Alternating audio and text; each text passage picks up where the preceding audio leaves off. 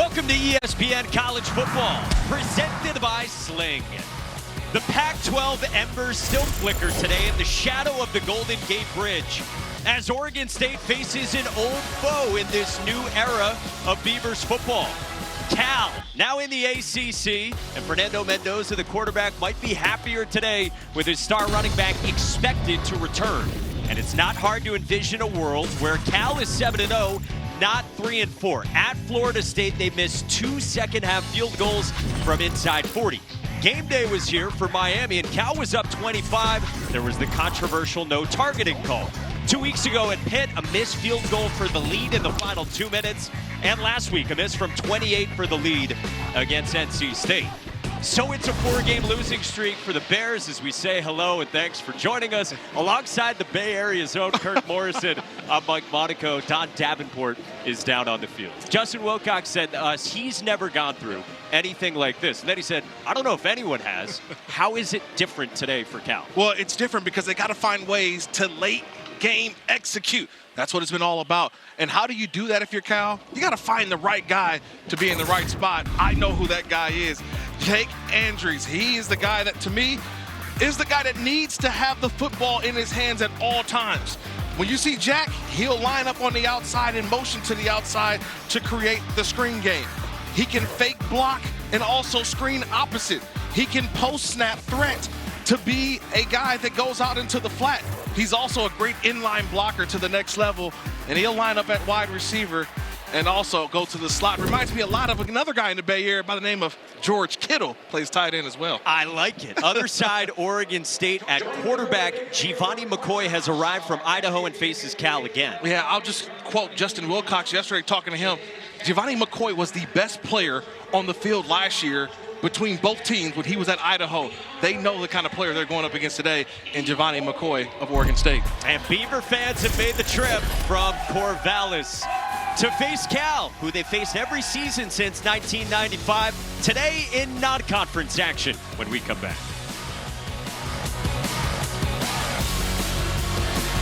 You're watching the ACC on ESPN. We are across the bay. We're back at Cal, and Don Davenport has injury updates for the Golden Bears. Yeah, Mike, let's start with the positive for Cal. And for the first time in 2 weeks, running back Jaden Ott told me during warm-ups that he is back after battling ankle and knee injuries. Told me that he practiced all week. The NFL prospect said he tried to come back a little too early, and that set him back, but he knows he's fully ready to go today. Could be a shot in the arm for a run game that's ranked 131st in the country right now. News not so good on the other side of the ball. Cal will be without starting linebacker Cade Ulawave, who suffered an injury in the first half last week. Finished the game, could not practice all week. That leaves Cal without their second leading tackler against an Oregon State team, guys, that averages 239 yards rushing a game. One of the best in the country. Oregon State won the toss and deferred, and Cal will get it at the 25. Golden Bears with the football, and these are the names to know offensively. So with Jaden Ott out recently, Javian Thomas, nicknamed Jet, he's been filling in capably. Tight end Jack Andrews, he was Kirk's key, he's their leading receiver. And then Fernando Mendoza is the second-year starting quarterback who gets the full complement back with Ott returning. Yeah, with Ott returning, though, it's just a different offense. Trust me, it is that shot in the arm this offense needs. And the first snap from center, #1 in the backfield. Working with Fernando Mendoza, you see his numbers last week against NC State as Cal comes in on that 4-game losing streak. Right in the hands of one of the best running backs in the country in Ott. So Don told you, not just the ankle that had been reported, but knee issues as well. And we were talking with Justin Wilcox. And look, this is unprecedented. He was saying, I don't know if anyone's gone through this. How about 3 straight losses by 1 or 2 points? And look at this, first FBS team to do that since 1984. He's trying to change that tune today. Mendoza rolls, and on the out pattern, nice catch by Trond Grizel, redshirt junior slot man for a dozen and a first down. Well, we're going to see a lot today from Cal, trying to get Mendoza out on the perimeter. Some of these routes that are able to develop with him changing his launch angle. Mendoza's been completing 67% of his throws, and there's Kirk's key, Jack Andrews. Well, we're going to see a lot of him. Jack's everywhere. like I said, he'll be in the backfield, he'll be lined up in the slot, he'll be lined up in the line of scrimmage. It's all about where's Waldo or where's Jack today. Redshirt sophomore, former walk-on. Mendoza checks it down, and a good hit on Jeffrey Johnson. The lumber laid by Melvin Jordan to set up third down and short. And Jordan is active, number 44 in white. You're going to see him all throughout today's game as well. That middle linebacker spot for this Oregon State defense. It has gone through a ton of injuries. Cal goes up-tempo, and it's Ott up the middle, and Jaden Ott's got enough for a first down. Justin Wilcoxon said to us yesterday, he is supposed to be a go. He said, we'll see how much I'm holding my breath, because as recently as a couple of weeks ago, Justin Wilcox had said it was probable that Ott would be back, only to miss, as Don said, the last 2 weeks. It's a feel thing for running backs, though. If you're not 100%, you don't want to go out there at 75, 80. You want to feel as close to 100% as you can. And I think that's what Ott is feeling like today. Mendoza with plenty of time. Downfield shot, Grizel has it outside the 10. 40 yards and a strike through the air. Mike, I just talked about what are they doing. They're changing the launch angle for Fernando Mendoza. What he does is he starts to one side, but it moves the defense. It gives him a little more time. It helps out his 2 tackles. He's got 2 freshman tackles, Mike. How do you help those guys out? You move the launch angle, buy more time, and then you find Grizel for the big play. Good start for Mendoza, 4 for 4. And now Jet Thomas up the middle. Yeah, you mentioned the offensive line for Cal. Nick Morrow at left tackle is the only guy on the offensive line who has started every game in the same position.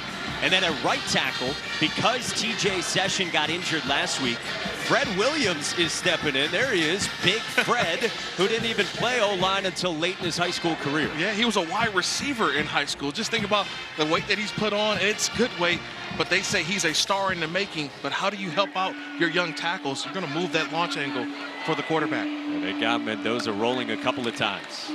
Mendoza one-on-one for the end zone, and incomplete, intended for Jonathan Brady with Exodus Ayers, the true freshman in coverage. Are we just going to talk about the freshmen today? I mean, we got freshmen on the offensive line, but that's an outstanding freshman in that secondary. Exodus Ayers played 51 plays last week, Mike. He's a true freshman, and you're seeing him grow right in front of our eyes. Kid who had only played 5 snaps up until these last couple of games, and Oregon State is still without Colby Singleton and Jaden Robinson, a couple of vets at corner. So now it's third down for Cal in the red zone. Mendoza checks it down. Thomas is met immediately. Got it away. Mendoza scores. Wow.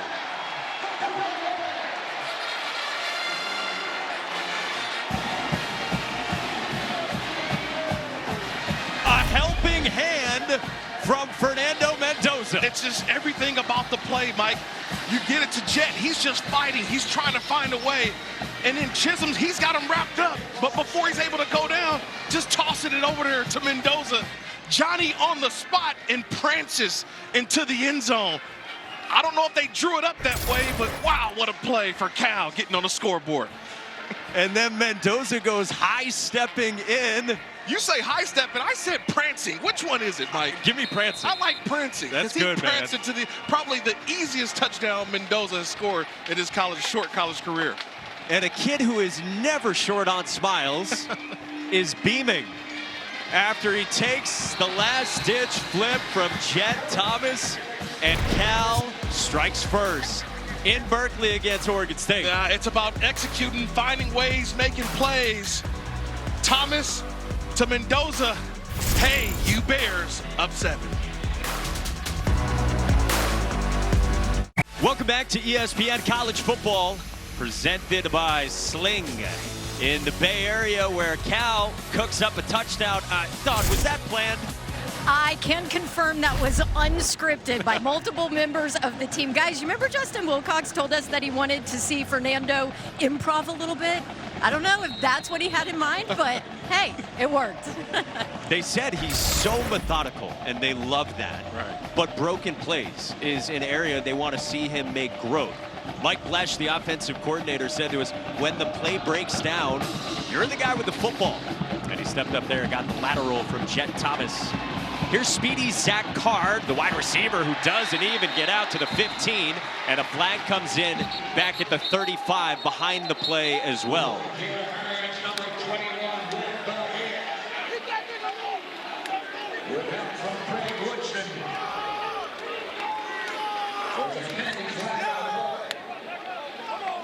Gives us a chance to check in with Mark Duddy for the first time today. Eventually. During the return, holding return team, half the distance to the goal, 1st and 10, Oregon State. So it'll be bad starting field position for Oregon State, and keep an eye on this trio. Anthony Hankerson is the transfer running back from Colorado. He's got 13 rushing touchdowns. Trent Walker dominates their target share. He's a former walk-on. And we told you in the open about Giovanni McCoy, the transfer from Idaho, a self-described dual-threat quarterback. Who starts out for the Beavers at the 6 with Hankerson beside him.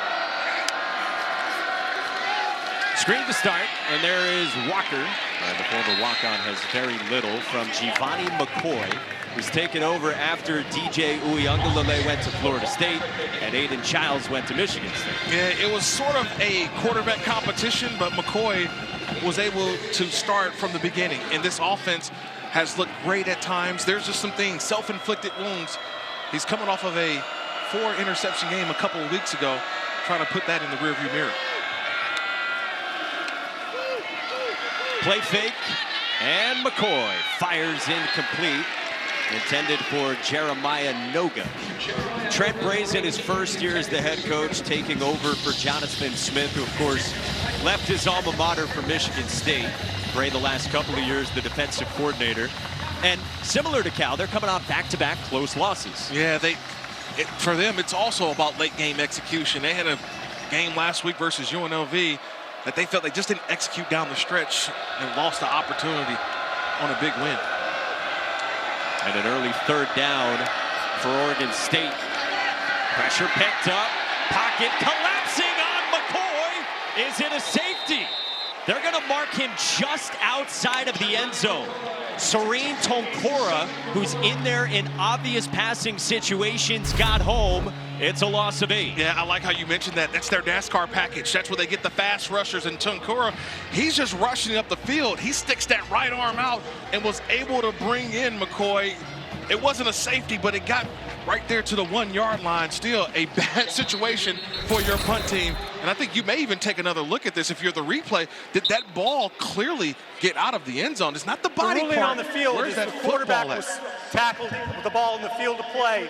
The previous play is now under replay review. For it not to be a safety, the entire ball must be out of the end zone. Correct. In the field of play. Yeah, the first look that I had at that, Mike, I wasn't so sure that the entire football was out of the end zone. Real time, I thought safety as well. That was not the call on the field. We check it next.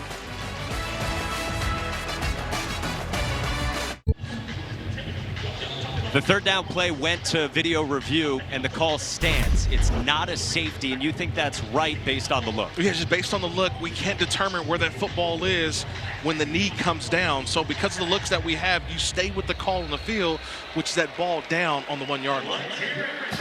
So crisis averted for Oregon State right there, but now you've got a punt with only 10 yards for your operation, not the normal 15. Yeah, the normal 15 is where a punter feels comfortable, but just watch the punter. He looks and he lines up, puts his heels right in front of that in line. So the heels are right in front of the in line, and the punter taught not to back up. And for no reason at all, the punter cannot back up. Everything has to be moving forward. Let's see what this Cal block looks like.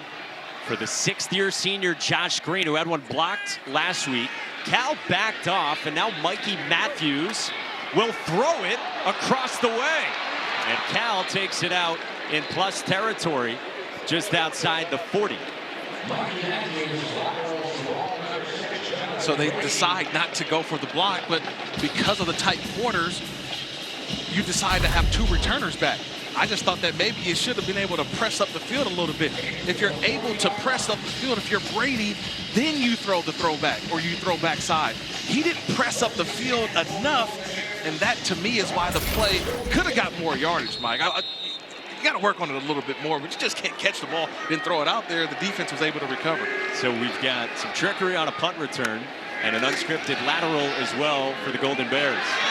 Jaden Ott out of the backfield, turning it upfield, and Jaden Ott gets to the edge into the red zone before he's dragged down by Skylar Thomas after 26. A nice job by Mendoza by freezing everyone on the field.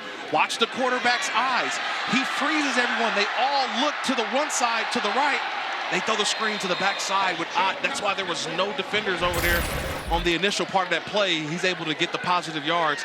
And now Cal back in the red zone, Mike. It's a third touch for Ott. We were told 30 to 40 snaps for Jaden Ott today. And now we get a flag thrown pre-snap, and it appears to be on Cal. False start. Offense, number 8. 5-yard penalty. Remains first down. It's kind of hard to believe. That is Cal's 21st false start of the season. Only one team in the country has more than Cal. Yeah. You sent me that stat earlier. Shout out to Blake, our statistician, who sent that over to us. Still can't believe that, by the way. Like, for a team that goes as fast as they, how do you have this many false starts? Mendoza rolling again for the end zone, and it's caught. Isaiah Hunter. How about this start for Cal? And again, Fernando Mendoza on the move. That's the theme for today. It's get Mendoza outside of the pocket. They realize they've got a true freshman right tackle on the outside. And so what do? You get a red shirt freshman tackle on the outside, and just the route combination. 2 guys up, 1 guy goes to the sail route to the corner, and Mendoza outside the pocket making another outstanding play. That's team offense working well and understanding where you may have challenges and overcoming those challenges. The Cal offense. Isaiah Hunter had 4 touchdowns the first 3 weeks of the season, but he'd been quiet recently. And Mike Blesh said, we're looking to get him past the freshman wall.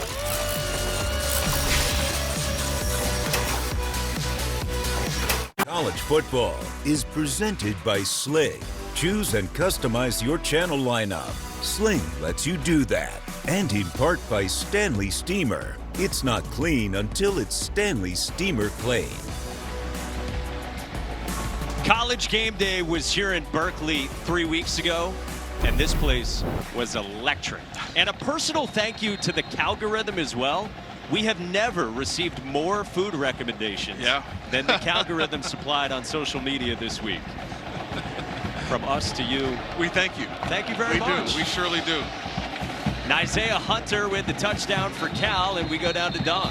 Yeah, guys, I want to go back to that touchdown because take a look at this. I watched him working on the automatic jugs machine yesterday, all by himself in the facility, loaded it up, hit the remote, 6 balls out to him, and then repeat. He kept going, and I'm just curious, guys, what do you think? Similar ball placement there for what we just saw in that touchdown? 100%, absolutely. The ball placement, and it's all about envisioning that play. He probably watched that play over and over in his mind. He dreamed about it, and when the opportunity came, Don, he was able to make the play. And so the lead early is 14-zip Cal.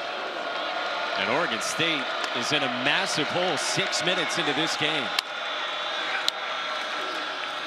Anthony Hankerson, the Colorado transfer, stepping into the workhorse duties because the 6th-year senior Jam Griffin, he's still out with a lower body injury. Yeah, and the one thing that you can say is that with Giovanni McCoy, Mike, he plays with a calmness about him. Even though this team is down 14-0, he plays with a calmness, and I think that's going to help out this Oregon State offense as they get into sync with this football game.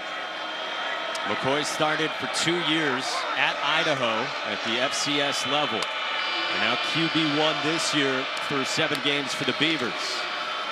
Hankerson up the middle, keeps churning the legs, and Looks like he's got enough for a first down. Running at Teddy Buchanan. He's got to step up today with Cade Uluave out with that lower leg injury. Yeah, one half of the Bash brothers, right? Buchanan and Uluave.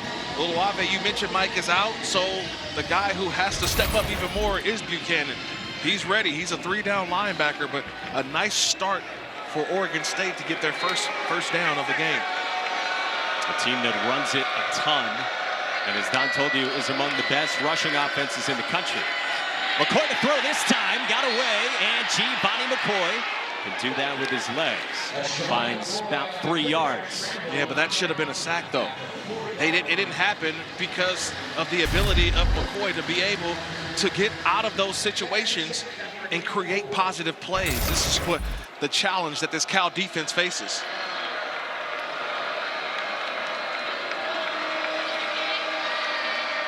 You see a linebacker as well for Cal beside Teddy Buchanan. Liam Johnson has stepped in. His first defensive snaps this season is going to be splitting time today with Hunter Barth without Uluave. Trent Bray sizing up a second down from near midfield, and Hankerson runs it right at Liam Johnson, the Princeton transfer, who's getting a chance to step in with Uluave out. Yeah, you're going to have multiple guys, right? They're trying to fuse multiple players into one. That's what Coach Sermon talked about, the defensive coordinator, Peter Sermon, that you can't replace Uluave, so you got to have 2 or 3 guys who can do the job. But this is the first third down, the critical third down, I should say, for this defense. Can they get off the field here? And on the opposite side, Oregon State, this is where Giovanni McCoy comes alive with his legs in these 3rd and shorts. By the way, they're hoping to get Uluave back against Wake Forest after the bye week that comes next weekend. On this 3rd down, speed option. Hankerson couldn't spin away from Liam Johnson. First snaps of the season, and the transfer steps up and forces a punt. Because he did his job, right? That's all you ask as a coach. Do your job. He runs the alley, gets out of the block of Lichtenhand, and makes the play for a tackle for loss. That's a huge boost right there to be able to go out and make the play by Johnson, who recovered a fumble on special teams last week.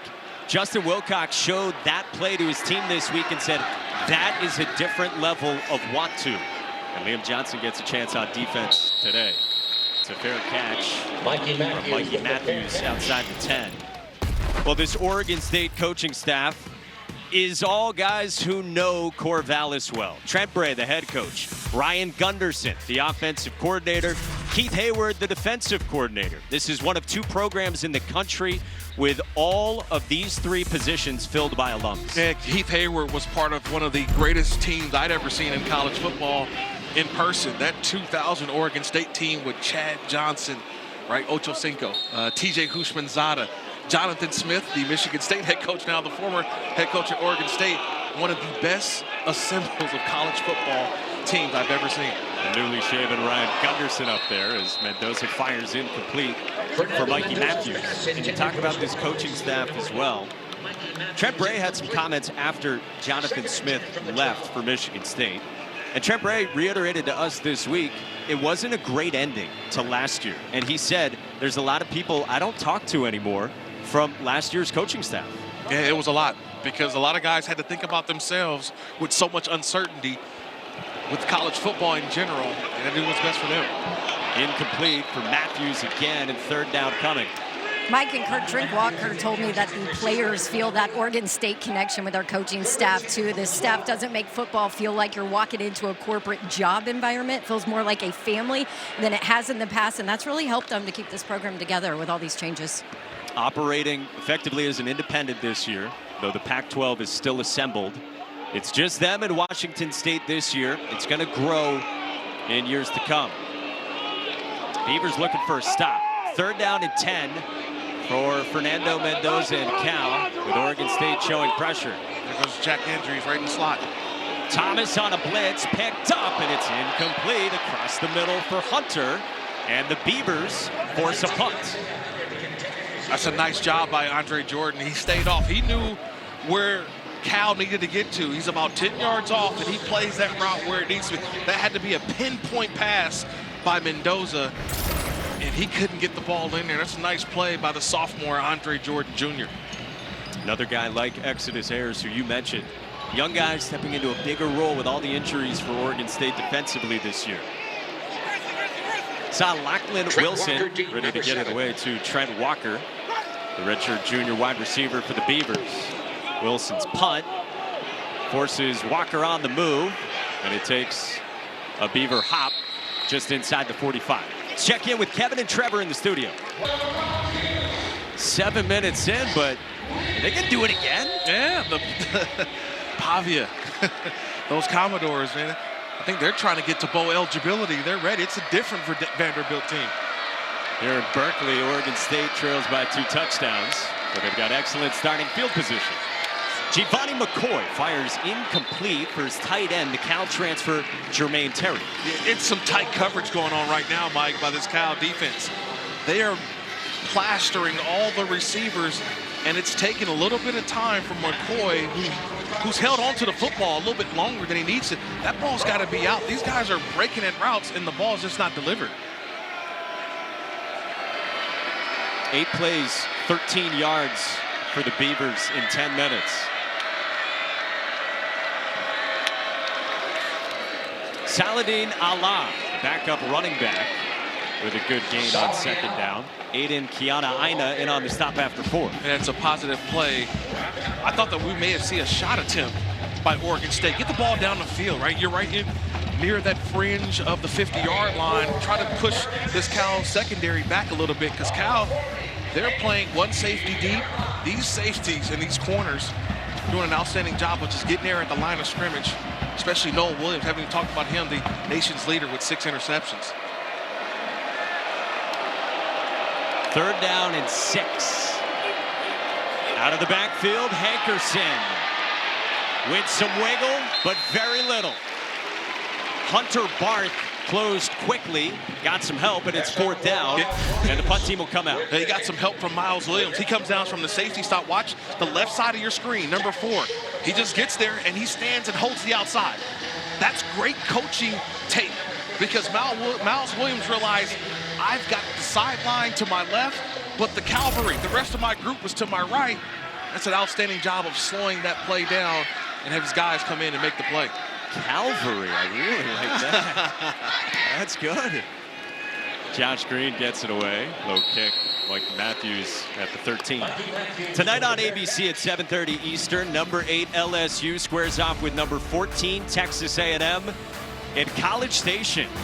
Big one tonight, and a couple of teams who turned it around after their first game of the season. Yeah, you think about it, LSU lost to USC on a neutral site game. Remember Ryan Kelly after? We're like, uh-oh, I've got to coach better. He's coached better. They're 6-0 since that point. And Texas A&M lost a close one to Notre Dame, and look at what's happened since. Both these teams 6-0, undefeated in conference play in the SEC. You hate that someone has to lose tonight, but that's going to be a fun one in College Station. Sure will. Part of a great day on ABC. So Cal's got the football with the lead. This is already the most points they've scored in any first quarter this season. Fernando Mendoza across the middle into a tight window for Mikey Matthews for a first down. Yeah, I love the way that Mendoza, his eye discipline is uncanny for a young guy, only a redshirt sophomore. Just watch his eyes throughout the play. Starts one side and comes back to the other side, delivers a dart. To the sophomore transfer from Utah. Mendoza slants Endries. Get used to saying his name. It's a first down. And that's 2 catches now for Endries. And I talked about trust. He just puts it in the area. Endries is always in the right spot. That's a connection for a first down. Speaking of connections, Mendoza and Endries, thick as thieves together. Part of the same class a couple years ago. Jaden Ott looking and finding nothing. It's a loss. Back to the 35. Yeah, Mike, you said thick as thieves. I mean, really close friends. Fernando does Thanksgiving with Jack's family. Jack went home to Miami with him in December. Fernando took him on his first ever hunting trip out to the Everglades. The 2 roomed together. Jack did tell me, though, Fernando never there. He's always at class or in the facility or watching film or interacting with his teammates. But they are super close. And Fernando told us, guys, you know, this is an example of how trust and friendship is built, and then it spills out onto the football field. Yeah, it's a really cool connection between those two.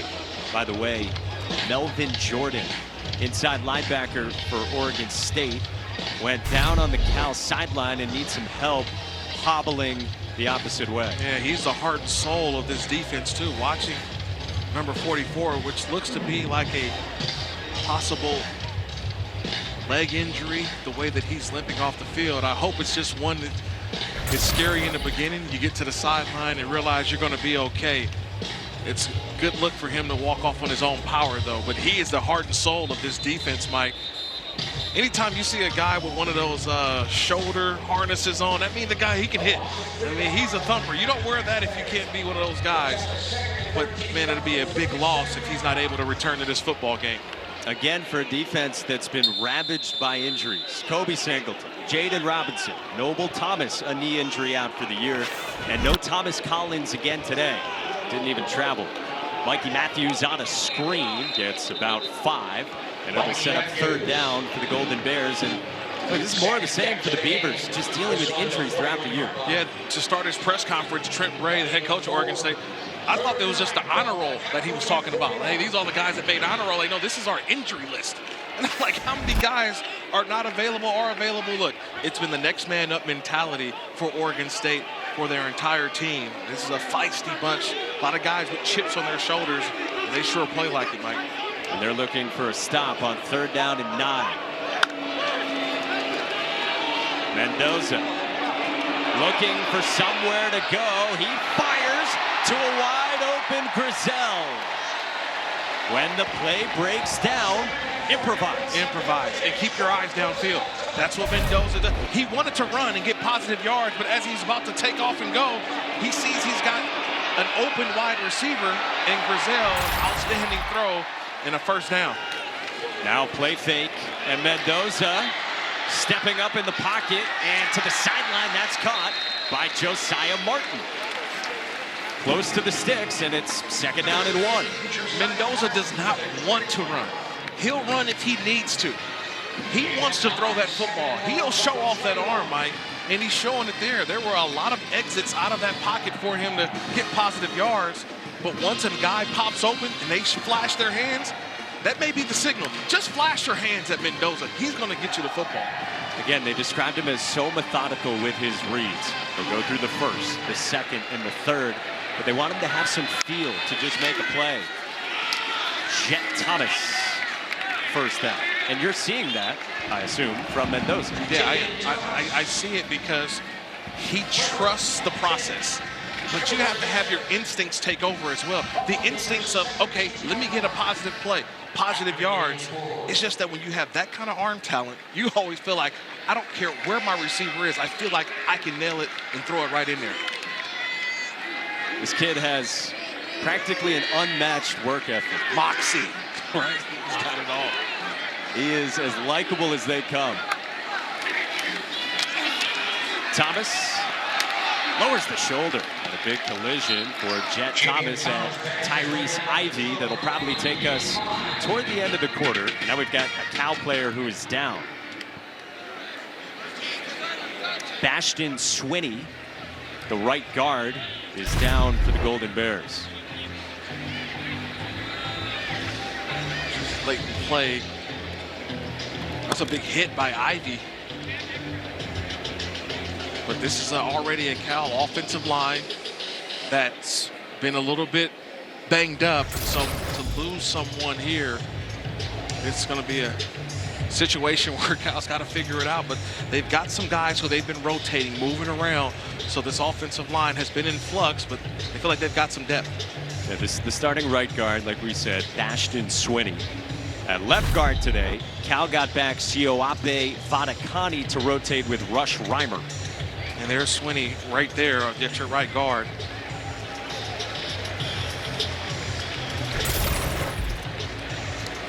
Didn't really see much in that play.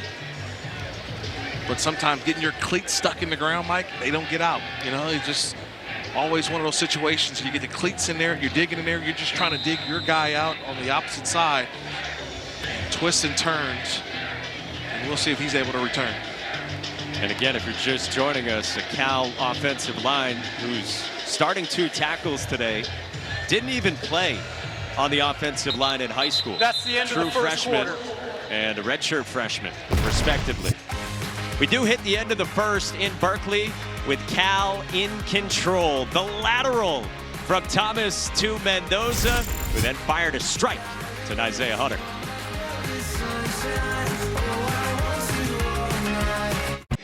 Even though Justin Wilcox's team has lost 4 in a row by a combined 9 points, he kept saying to us yesterday, we're not looking for the misery Olympics. He said it's like reporting the news when he talks to his team.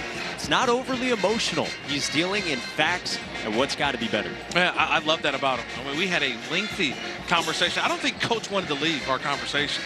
We were talking about the psychology of football throughout our entire meeting with him and just how everything goes into football. It's so much bigger than just X's and O's. We start the second quarter with Jaden Ott finding nothing. It's a loss of 3. That's the first time we've seen Nico Taylor, 25, Mike. He's an outstanding player along that front for Oregon State. He was in there with Dexter Foster as well. And Taylor, to your point, coming off a very productive game last week that Keith Hayward, his defensive coordinator, was thrilled with. Yeah, absolutely. And there, we just saw the picture of Dexter Foster as well. He's in for Melvin Jordan. So we'll see if Melvin Jordan, the 4th, will return to this game. But Dexter Foster, 55, another one of those true freshmen in this game. 3rd down and 8 in the red zone for Cal. Mendoza steps up. Mendoza fires back of the end zone, too tall for Trevor Rogers. 4th down. And see, this is where Mendoza has to realize, take what you can get, and the series end in a kick. There's no reason to throw that football in the back of the end zone late in the down like that. Just take what you can get. That's the positive play. He just needs reps. That's what Justin Wilcox told us. The more reps, the better, and realizing that you're not going to make the outstanding play right there. Just get out of bounds, get down, and let's hopefully try for a field goal, which has definitely been, how would you call it, Mike, this season? Problematic. Derek Morris does stick with the job after the late miss last week. And a bit of a Bronx cheer here in Berkeley as the true freshman is good from 33. That was a lot of people letting out the sigh of relief right there. And this season, All-State will celebrate every field goal and extra point made by participating universities by making a donation to the university's General Scholarship Fund. Thank you, All-State. Now, Justin Wilcox did say to us, look, part of the problem with the missed field goal is we're not getting enough touchdowns. We're kicking them too much. Right?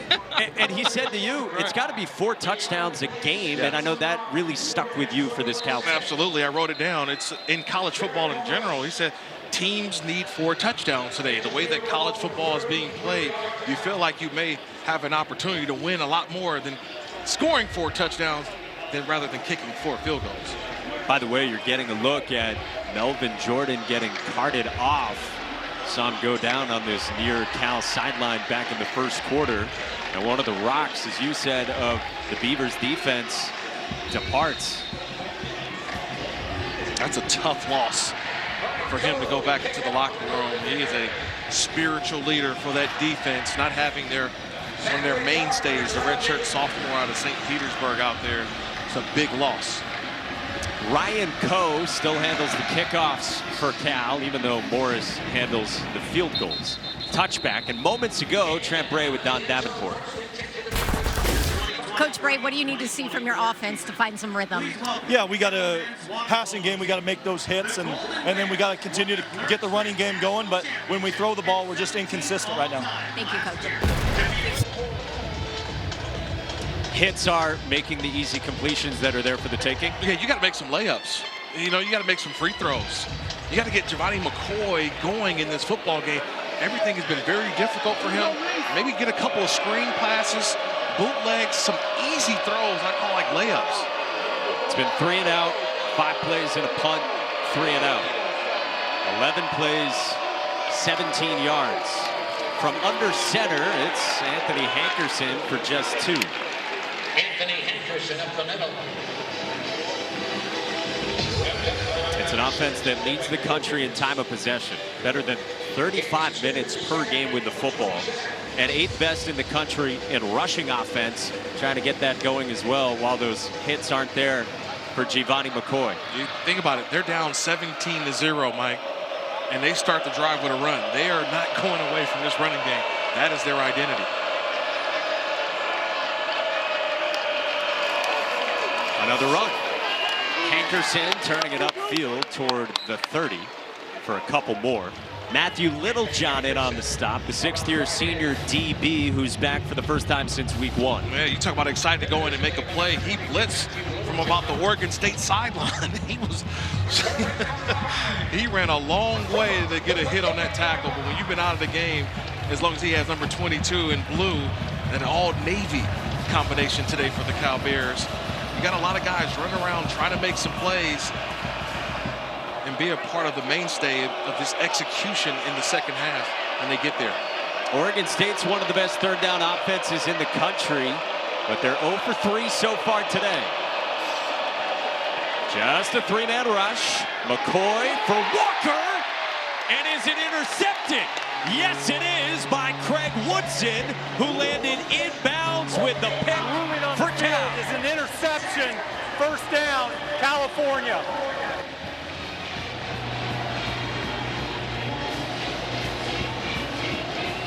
I mean, Mike, I blinked for a second. All I saw was a navy blue jersey, a blue helmet, and a number 2 with Woodson on the back. That's Craig Woodson looking like Charles Woodson with the pick.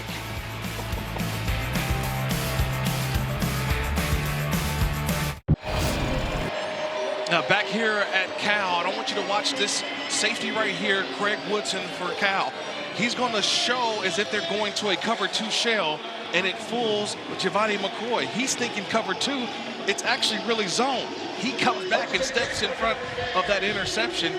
He was a nice job of selling cover 2, but it was actually a zone look. So they thought Woodson was man with the tight end Jermaine Terry? Yeah, they thought that he would take Terry up the seam, but later on you saw him to play. Zone coverage. Now Mendoza fires incomplete for Mikey Matthews as a flag comes in from the back zone.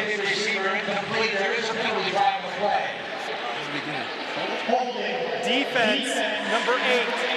10-yard penalty from the previous spot. Automatic first down. It's on the Cal transfer, Silasa Vindrawale. Sai Vindrawale gets flagged there. Yeah, because I was not going to say that name. I let you do it, Mike, because I saw number 8. You're welcome, so I just said, thank you, appreciate it. We worked together. Send me the bill later, but you can see number 8, Vindrawale, with that hand, and nice route by Mikey Matthews. Cal goes quick hitter. Mikey Matthews gets buried right away by Silasa Vindrawale. That's 2 for 2 for you, Mike. Thank you. And that's a nice tackle by Vindrawale. He's more of an in-the-box type of safety / nickel player. Getting him out there in the perimeter and open space, got to play with a little more depth. But that's a nice recovery, right? You give up a penalty, and then you come right back, and you make a play for no gain.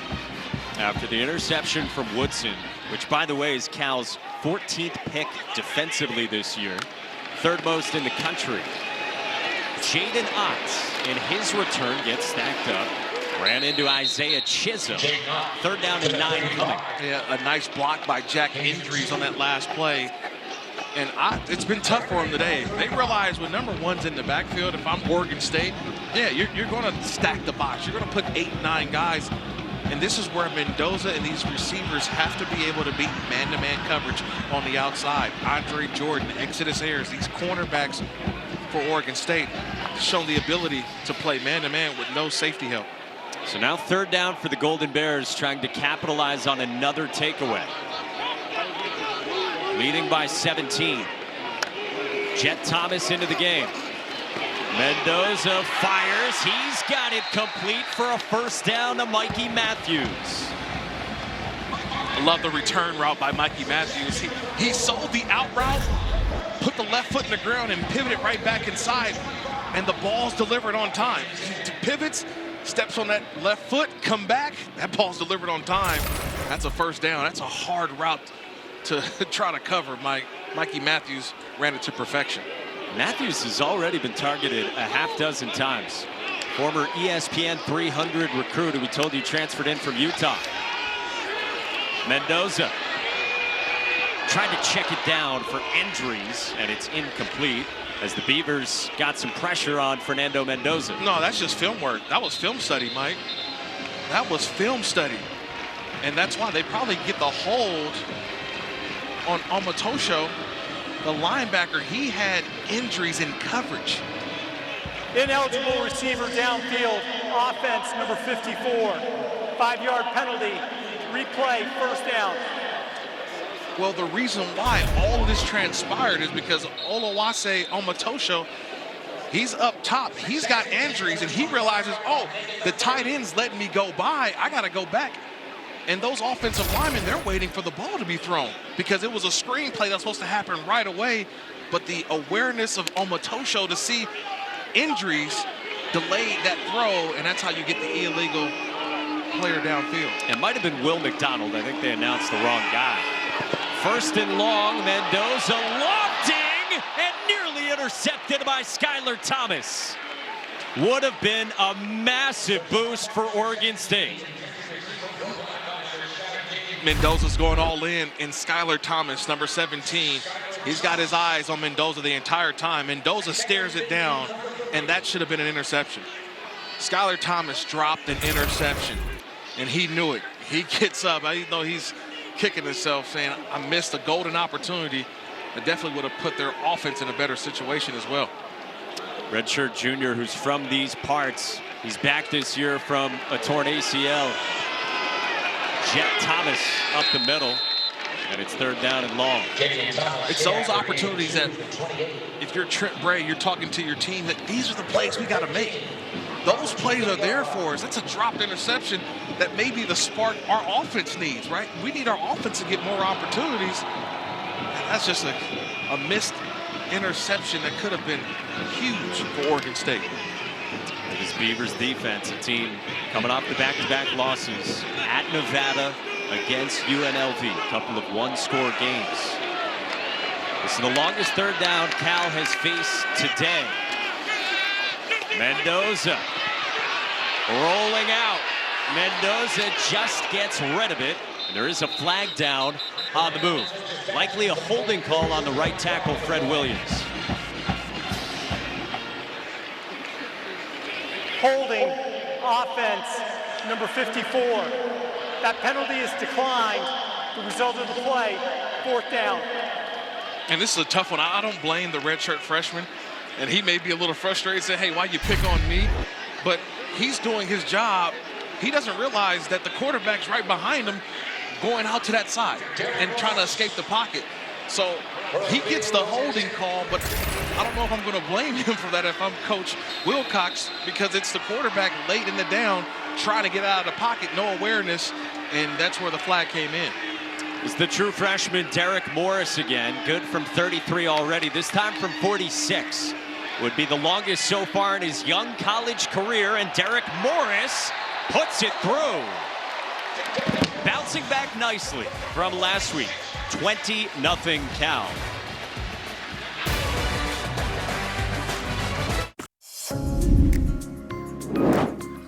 Cal athletes are using cutting-edge methods to take care of their bodies and their minds, thanks to the new Paul F. White Wellness and Innovation Center. And look who I found, TJ Bowlers, defensive lineman. Will you show me around? Of course, let's go. TJ, this is a team favorite. Tell me about it. These are our bear hibernation pods right here. And these are a lot different than maybe what some of the other schools have, just because it's actually a full bed. This is another one of our favorite spots. Throw on these Normatec recovery boots, helps with blood circulation, really just trying to get your legs back underneath you. Guys, there's a zero-body float pod in there, hot and cold tubs, includes tools physically to recover, but also tools to help focus on improving their mental performances as well. I'm not going to lie, I would live in that relaxation area. Me too. We need Morrison getting his 8 hours, to be sure. 8. Give me 10. 8. Wow. If I get 6, we're happy. 8 is that's sleeping in around the Morrison household. Well, look at this for Oregon State. Ben Gulbranson, who's only taken 3 snaps this year, but has played a bunch throughout his career. The fifth-year senior will come on for Giovanni McCoy, who's only 2 for 5 for 3 yards. The offense just looks out of sync. And then I think it was really that interception by Woodson, Greg Woodson for Cal, that really made the decision for Trent Bray as the head coach to say, we've got to do something. He's just not seeing the field today. So you give a lot of credit to this Cal defense, and maybe McCoy just not in sync right now with his wide receivers and tight ends. It's 14 plays for 22 yards. So it's Gobranson, a California native. A couple of years ago started 8 games, and they went 7-1 in those starts. On the ground, and Allah running hard. And how about Ben Gobranson? You know, they brought in DJ Uiagalelei last year. They bring in Giovanni McCoy and Jabari Johnson at quarterback this year. This is a guy who has his sights set on being a doctor, but before med school, he has said, I'm going to make the game force me out, and now he gets his chance today. Yeah, in today's transfer portal world, and like maybe the chaos that has been going on at Oregon State, not knowing where you'd be at in a conference, coaches leaving, players leaving. Gobranson says, you know what, I want to be here. This is where I feel like my football career needs to be. Good catch out of the backfield, and then a sturdy hit as well from Noel Williams on Allah. So this is the first third down, though. The first third down challenge for Gobranson. I want to see, what does Coach Sermon, Peter Sermon, the D coordinator for Cal, what does he dial up? You got a new quarterback in. Do you bring a little pressure? You play a little zone? They left the big rushers out there, so I would think that they will probably just go 4-man rush and play coverage. They're 0 for 4 on third downs. That was Gobranson's first pass attempt of the season. To the air again, and he fires incomplete. Batted away by Hunter Bart, stepping in today for Cade Uluwabe and forcing fourth down. Well, somebody needs to block Teddy Buchanan. I mean, that's one of the best defensive players on Cal's defense, and no one blocks number 10. And this is the result that you get. I mean, to me, when I'm an offensive lineman, if you're looking around, okay, let's block number 10. He's the guy who can get to the quarterback the quickest. And that's another 3 and out with this Cal defense. Josh Green got it away. High spiraling kick for a backpedaling Mikey Matthews with some wiggle. Matthews hits a seam and takes it to the 30. We're midway through the second, and it is all Cal. The Calgorithm is cooking.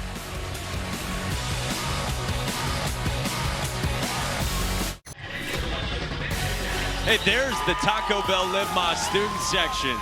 All season long, student sections across the country are competing to be the Taco Bell Live Más student section of the year. Download the Taco Bell app to learn more. You love being home in the Bay Area, Kirk. I do. It's been great. A lot of fanfare, some high school football last night.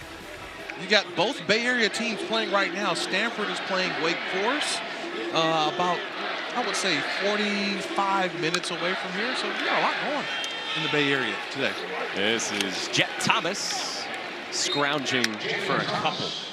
Cal's 3-4, 0-4 in the ACC. Year 1 in this new league that has them crisscrossing the country. They can compete, though. They're competing, and they should have a much better record, Mike. I really believe that. It's the late game executions that they have not found a way to win the close game. And right now they're playing with the lead, which is something they have to show that they can win these types of games. They were up 35-10 on Miami a couple weeks back. Again, 4 losses by 9 points total.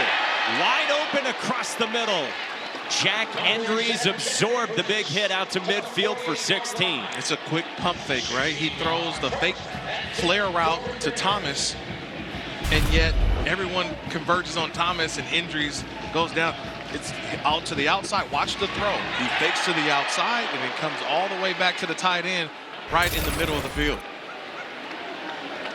Third catch for Jack Endries, and a big first half for Fernando Mendoza, who takes off up the middle, and Mendoza's got some sneaky wheels. First down. But I think that's the opportunity to slide. And this is where Coach told us, right? Just got to slide, young man. He's taking some hits, Mike. You pointed that out. That he's taking a couple of hits during games that are unnecessary. Get the yards that are needed, but go ahead. It's okay to slide. It's okay. Justin Wilcox said to us, it is not in the DNA makeup. of Fernando Mendoza to be a slider. That is not the way QB1 here in Berkeley is wired. Fresh set of downs. Mendoza, quick one to the outside, and Jordan King goes down the sideline into the red zone with just his second career catch in 3 years, and this one for 24. Oh, it's a nice job by King on the outside. He utilized that little screen play. So it was a shield from his blocker that got him to the outside, able to tiptoe the sideline and make a big play there. Jordan King, redshirt sophomore out of Portland. 9th different pass catcher in this game, and that does not include, by the way, Fernando Mendoza himself, who has a receiving touchdown, but not a reception. Stick with us on that. Jet Thomas up the middle, dragged down right at the goal line. Rode on top of the defender as well, and now they signal touchdown. Far side official said he was down. Thomas landed on the opponent. Yeah, that opponent was Nico Taylor. Nico Taylor goes long for the ride. Jet Thomas, the awareness of knowing a body part does not touch the ground and extends the football across the goal line. Mike, that is a touchdown. That ball crosses the goal line. Is that the runner scored a touchdown? He rolled on top of players. The previous play is now under replay review. This is going to be interesting. There are a lot of body parts that are close. Far side judge initially said that he was marked down just off of the goal line, short. And then he got corrected, and they said touchdown. And then Jet Thomas had indeed rolled on top of Nico Taylor. And so the all-important call on the field is touchdown. Yeah, it's going to be that look, and it looks to be that the backside of Jet Thomas is down right about, I would say, right around the 3-yard line. So his rear, maybe his left leg as well. Yeah, I would probably go with that. I think both leg. Yeah, the leg. Looks like the left leg may have come down. I've seen now multiple looks. When you see it in real time, it's hard to say that that was not a touchdown. After review, the runner's backside was down. The ball will be at the 2-yard line. First and goal for California. Just as you said, Kirk Morrison. See, I was just trying to keep this a Disney company. Yeah. Just trying to keep it proper. You're an anatomy guy. There you go. Backside was down before he got the ball into the end zone. So correct call by the replay booth of getting that one right. But, hey, if you watch it in real time, it looked like he rolled over for a touchdown. But another red zone opportunity for Cal. Something they're trying to be better at. And they're looking to punch this one home from the 2. Jet Thomas still in there. Jet Thomas up the middle, churning the legs. Touchdown. Jet Thomas is in, and Cal is pouring it on.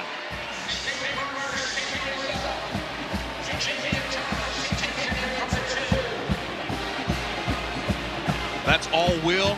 That's all want to, Mike. As the offense stays on the field, but it's churning those legs as Jet Thomas fighting for the end zone. He could smell it. He's trying to get in there. He only goes about 190, so he's not the bigger backs like Cardwell or Jaden Knott, but the 5'10", 190 sophomore out of Oakland getting into the end zone. Cal will go for 2, trying to make it 28, I suppose.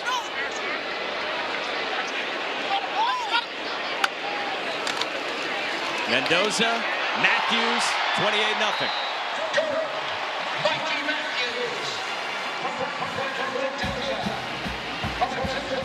Cal pouring it on, Mike. You get the handoff to Jet Thomas, and he just gets right into the end zone, keeping those legs moving. And it's the quick hitter. It's a quick fake to Ott.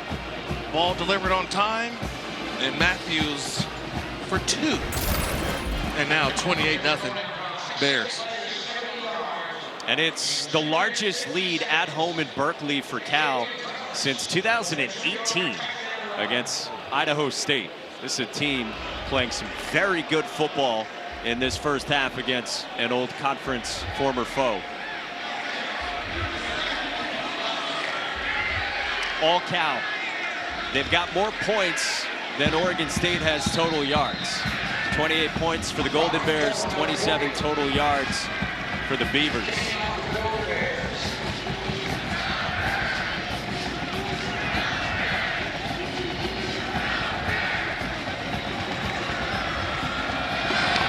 Ryan Coe smokes another touchback. Hey, kickoff week 8 of the NFL with the Sunday NFL Countdown crew at 10 a.m. Eastern on ESPN and the app. And our Monday Night Football matchup features the Giants and the Steelers. Couple quarterbacks we've seen for them this year. 8 Eastern on ESPN. Deportes and Peyton and Eli on ESPN 2. And Mike Tomlin, a guy you always watch his weekly press conference. I do. I learned something new because he always talks about the privilege to play on Monday night in front of the lights at Acrisure Stadium, our venue, the weighty moments. Mike Tomlin, one of the best coaches in the NFL. Oregon State gets it back, and Ben Gobranson floats one complete to Taz Reddix into Cal territory. That's the biggest play of the day right there for Oregon State. They needed a play, and Gobranson delivers on time. Watch the protection first. There's just nobody in his face. He was able to set and deliver a strike, and Reddix able to get behind the defense. They'd had 27 yards. That went for 29, and now a third quarterback enters for the Beavers. Jabari Johnson, the Missouri transfer. And Jabari Johnson checks it down. Anthony Hankerson upended at the 40 by Cam Sidney. Yeah, I like this. Everybody's going to play. They're going to go back and forth. Maybe there was something with Gobranson, but you're getting everybody involved, and maybe that's the spark this offense needs. Because multiple guys are saying, look, coach, put me in because I can do this, I can do that. I love the all-man or the next man up mentality. Johnson has actually played more this year than Gobranson has. They've used Jabari Johnson, a good athlete, as a change of pace guy. Second down from the 40. Hankerson straight ahead. This guy runs hard. It's a first down. 5'8", 203 pounds. He's got the opportunity. We were talking before the game, Mike, he played 73 plays of the 74 last week. Come on. At running back. Like, you know what I mean? Like, okay, I get it. Maybe left tackle, guard, quarterback. But your starting running back played 73 of a possible 74 plays.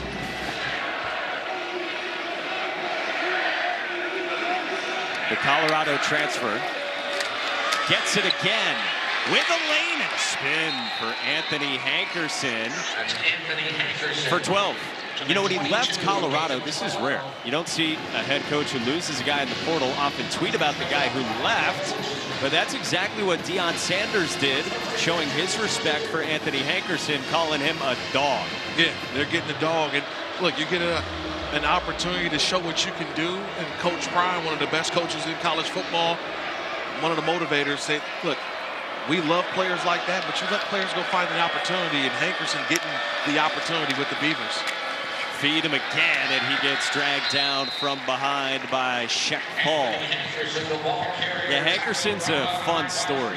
He speaks lovingly of his mother, Antel. We were talking with Hankerson. He said, my mom was playing tackle football with me in her stomach when she didn't even know that she was pregnant with me. So, yeah, it's in his blood. That's just one of those things. You never know what motivates a guy or the story behind it, but it's one of those things that it motivates you, you keep it going, and you realize why they love the game. Jabari Johnson goes spinning and ducking to the 20. Guys, what did he also say that he learned from his mom?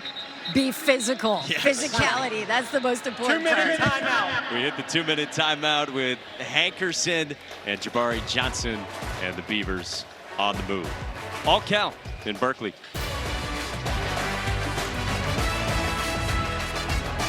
Kevin Connor's in studio. Coming up on the Principal Halftime Report, we'll check in on Vanderbilt, who already has the stunner over Alabama. We'll show you how they're faring right now against Texas, plus Oregon taking the fight to the Illini. And what a special day in Bloomington. Indiana stays perfect. We will show you how by coming up at the half. Kev, thank you very much. Always good to hear from you, my friend. Back here in Berkeley, we've got 2 to go until halftime. And a big third down on the doorstep of the red zone for Oregon State. They need 8. Ben Gulbranson. End zone, incomplete for Jeremiah Noga. Does 3 points mean anything here? Yeah, 3 points means a positive that you got points. Remember, they get the ball to start the second half too, Mike. So just getting any points, it doesn't matter. Touchdown, field goal. You have something to talk about at halftime to say, look, guys, we finally got something going. They've switched quarterbacks, make some corrections. You can see what the second half looks like. So they bring out Everett Hayes, 6th-year senior who took over the job again this year, with Atticus Sappington transferring to a certain school Kevin just talked about in Eugene. And it's blocked by Cal. Marcus Harris appeared to get the block for the Golden Bears.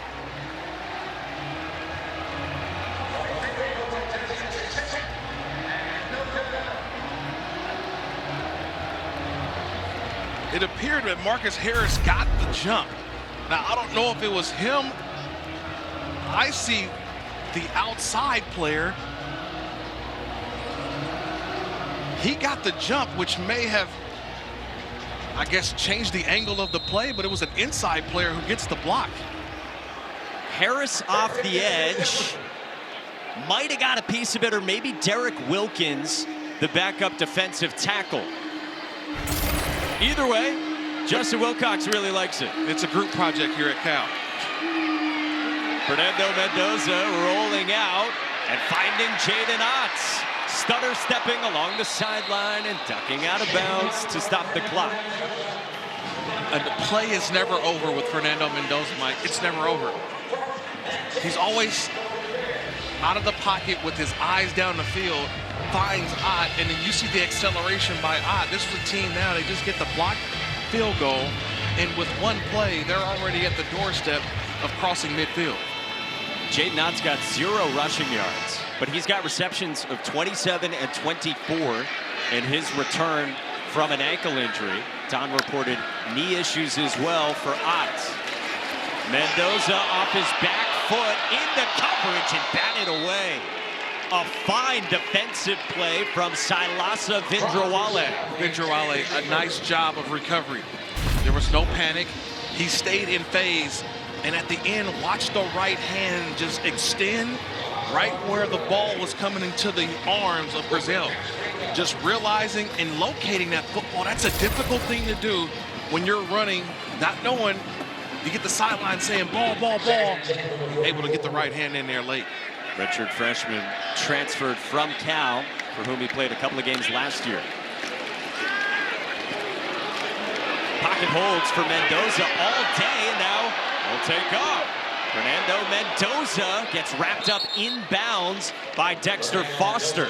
Should have gone out. Yeah, it should have gone out or either slide. You still have your full assortment of timeouts, all 3. So sliding there also helps you. That's an unnecessary shot that the quarterback takes, sandwiched in between 2 players. Just take a look at the end of the play, Mike. It's just, you got to get rid of the football, get down, do something. And now third down. Mendoza wanted entries. Instead, it's Ott. And Jaden Ott has a first down.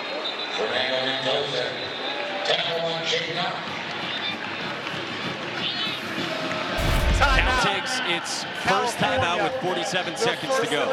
Until the official blows the whistle, until Mendoza doesn't have the ball, the play is always going. And you could see it every single time. He's always looking downfield, and that was a nice little improvisation of a play of getting someone involved. Well, let me give you another one. Visualization with Fernando Mendoza, who's had a great first half. This is every Thursday and Friday. This was yesterday. Fernando Mendoza takes the call sheet. Normally he has his helmet on as well, but it's important, he told us, to have his cleats on. And he goes through every new play on the call sheet. It's about 30 to 40 plays, and he goes through all the reads on those plays because he told us he wants to create the mental pathways and train his brain for game days. You know what? I saw that before from a player in the NFL, Super Bowl champion Russell Wilson, quarterback of the Pittsburgh Steelers. Russell even goes as far as looking up in the tunnel where the play clock goes. That's how ingrained these quarterbacks are. They like to see it, visualize it, and a nice job by Mendoza going through a routine. And I'm not surprised by the performance we've seen so far. Mendoza takes off. He goes spinning, and he's short of the sticks. Inbounds again, and so Justin Wilcox will take his second timeout with 39 seconds to go until halftime. California, their second of the half. 30-second timeout.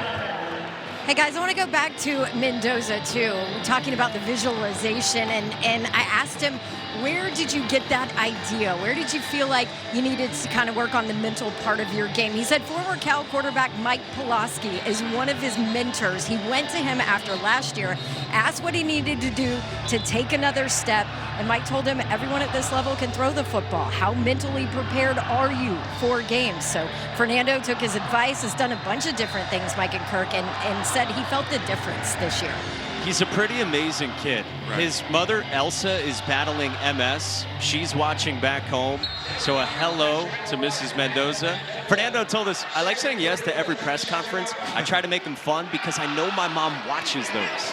What a son. He operates second down and 3 for Cal.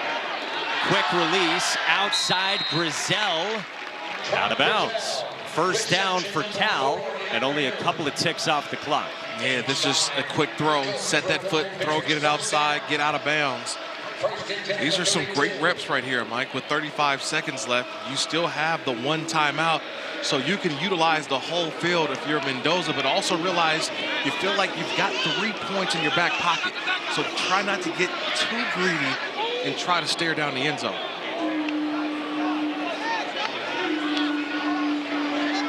.35 seconds to go. Mendoza, entries, wrapped up inbounds by Skylar Thomas. So that final timeout, Justin Wilcox for now not using it. Yeah, I'm surprised. I would have used the timeout. Anything inbounds would have saved you more time.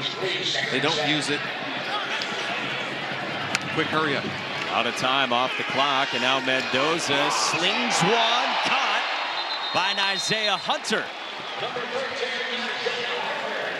That looked like a former Cal quarterback with that throw. How many times we saw Aaron Rodgers make that back shoulder throw? Love the ball placement here. The play action is really just a timing mechanism, but that delivery and that ball placement, the backside, back shoulder, that's an outstanding job there by Hunter, adjusting, getting the ball, but more importantly, getting out of bounds and still saving that one timeout. So you got 11 seconds, that one timeout left, and it's first and goal. They can go anywhere on the field here. Mendoza wanted Grizel. Now Grizel reaching, but he's going to be short. Grizel is out inside the 5 with 5 seconds to go. Now it's a decision here, Mike. Decision. 5 seconds left. Do you go for the 3 or go for the touchdown? I think that's what the sideline is thinking about right now. Do they go for the 3 or go for the touchdown? And I see the field goal unit heading to the field. Hindsight's 20/20. You probably would have liked to use that last timeout. Correct. After the inbounds completion earlier. But this is part of what Mendoza has to realize too, Mike. 11 seconds left. You don't have time to extend the play. It has to be a quick decision. Throw it away, maintain time. So it's just reps on that part of the 2-minute drill. Who has otherwise been sterling. Correct. In this first half. From 19, Derek Morris is a perfect 3 for 3 in this first half. Dominated by Cal. 31-0 in a non-conference meeting with Oregon State. All Golden Bears. Coming up, the Principal Financial Group halftime report. That's the end of the Trevor first Manich. half. We send you off to Kevin Connors. Welcome back to ESPN College Football, presented by Sling. You're watching the ACC on ESPN. Oh, what a great view from the Golden Gate Bridge. We're across the way in Berkeley, where it's been all Cal. Alongside the former two-time All-American, the NFL linebacker, Kirk Morrison. I'm merely Mike Monaco. Don Davenport's with us as well. And Cal was dominant in just about every way in the first half. Yeah, they had their best first half in a long time. Played their best first half of the season for sure, because they got performances from their quarterback, running back, wide receivers, linebackers, secondary. Everybody got involved, Mike. Let's check out today's great performance. It's brought to you by State Farm, and because of that, how about the historical context? The most first half points since last year, largest first half lead in 9 years, and a first half shutout as well. Oregon State starts with the football. Let's check in with Don. Guys, I got to tell you, Cal has been so good in third quarters, outscoring opponents 51-8. But I will tell you this, head coach Justin Wilcox is going to need those scores from here on out to be touchdowns and not field goals. They're up 31-0 at the half, but the coach still bothered that they were settling for threes instead of sixes in that first half. Now, on the other side of the ball, for Oregon State, they will continue to rotate their quarterbacks, trying to find a spark. But, guys, I could feel the frustration off of Coach Bray during that conversation. Yeah, staring down Don, a mighty hole. Ben Gulbranson gets the first snap, and he spits out a wobbler that gets dropped by the Michigan transfer Darius Clemens, and that's not going to help Trent Bray's demeanor. No, not at all. They've got to find something in the spark, and I'm really surprised that Jermaine Terry, he's a guy that I watched on tape all week long, Mike. I said, like, this may be the mismatch that Oregon State can utilize versus Cal. He's got 0 receptions. Like last week, 67 plays. This week, 0 catches to start the game. On just 1 target as well. Hankerson out of the backfield, turns it upfield, and Anthony Hankerson forced out by Hunter Barth. Very close, 3rd and short. But I think also, too, you have to remind your guys as they switch out quarterbacks now. Here comes Jabari Johnson in for Gulbranson here on his 3rd and short. So number one, you got to realize what is the ability of the quarterback. Johnson able to move. So now you have to defend 2 types of plays here, Mike. The quarterback run, the short passing game, and the running back out of the backfield. Fake the pitch, and Jabari Johnson got banged by Ricky Correa. 4th down. Just staying home, doing your job. That's what it takes. Ricky Correa in the middle of the defense, he understood what was going on. He didn't buy the fake to the outside, the fake pitch to Hankerson. He realized the quarterback's probably going to keep the ball and was all over it. So, kind of odd. You attempt the field goal down 28 in the first half when you're knocking on the door, but only to come out in the second half and go for it from your own 32 on 4th down and 3. And then guess what? You stop the clock here. Seems a little incongruous, those 2 choices. Yes, and it's already realizing if we don't score here, the game's over. So I see a little panic from the head coach. 4th down, and Jabari Johnson is searching, is throwing, and it's incomplete. And Trent Walker slipped, so it's a turnover on downs, and the troubles continue for Oregon State. I just don't agree with the call. That is a bad call from Trent Bray, the head coach. I get it, you're trying to find a spark, but you don't go for it coming out of half. I get it, you've talked about it. Trying to establish something to start the half. It didn't go your way, so you punt the football, and hopefully your defense can make another stop. You have now given Cal the ball on the 32-yard line. You're essentially saying if they score, the game's over. That's what it's waving the white flag, and we're still 13 minutes and 35 seconds into the second half. 4-score game right now, if you think of it with going for 2, but you're 32 yards away from a 5-score game. Jaden Otts in his return for Cal from injury, if you're just joining us, got wrapped up by Dexter Foster. It's been all Cal, a team trying to shake off a 4-game losing streak. This is a non-conference game before they get back into the ACC action after the bye. Well, this is almost turned into a bye week for them. The way that they've played. Oregon State really hasn't shown up today offensively. Defensively, they're doing what they can, but I love the way the mindset of these Cal Bears. They've been looking at losing 4 in a row. They have not disappointed at all offensively. Jaden Ott searching for a lane, and he goes down after 2 yards. What does it mean for Cal that Jaden Ott's back, headed toward the back portion of their schedule, the final 4 games after this? I think it's a positive. And I'm seeing him knock the rust off a little bit. You can see him kind of feeling his way through, not really being decisive in the run game. And right now, you just got to say, you know what? He's getting to where we need him as we get closer to November. And missed the last 2 games and has missed 3 total this season. Feed him again. He's got a lane that closed quickly. Sure-handed tackle from Nico Taylor brings up 4th down. And the offense stays out on the field for Justin Wilcox. Why not? You said the other coach did it. Hey, why not us? Fernando Mendoza has played excellent so far. Kevin and Trevor walked you through it during the halftime report. And now he comes under center. 3 Golden Bears behind him to push, and Mendoza, does he have enough? Yeah, this is going to be close. Very close. Where does this far side official spot the football? I think he's got enough based on the far side judge, and he does a 1st down. By a half a football, it looks like. Wasn't much. He didn't need much for Mendoza. Remember, he goes 6'5", 225. So he's a big guy, and he just got enough. Had the guys behind him with a good push as well. So fresh set of downs for Cal on the outskirts of the red zone. Jaden Ott spins away, stayed on his feet, breaks a tackle. Jaden Ott! Wow! Beast mode from Jaden Ott.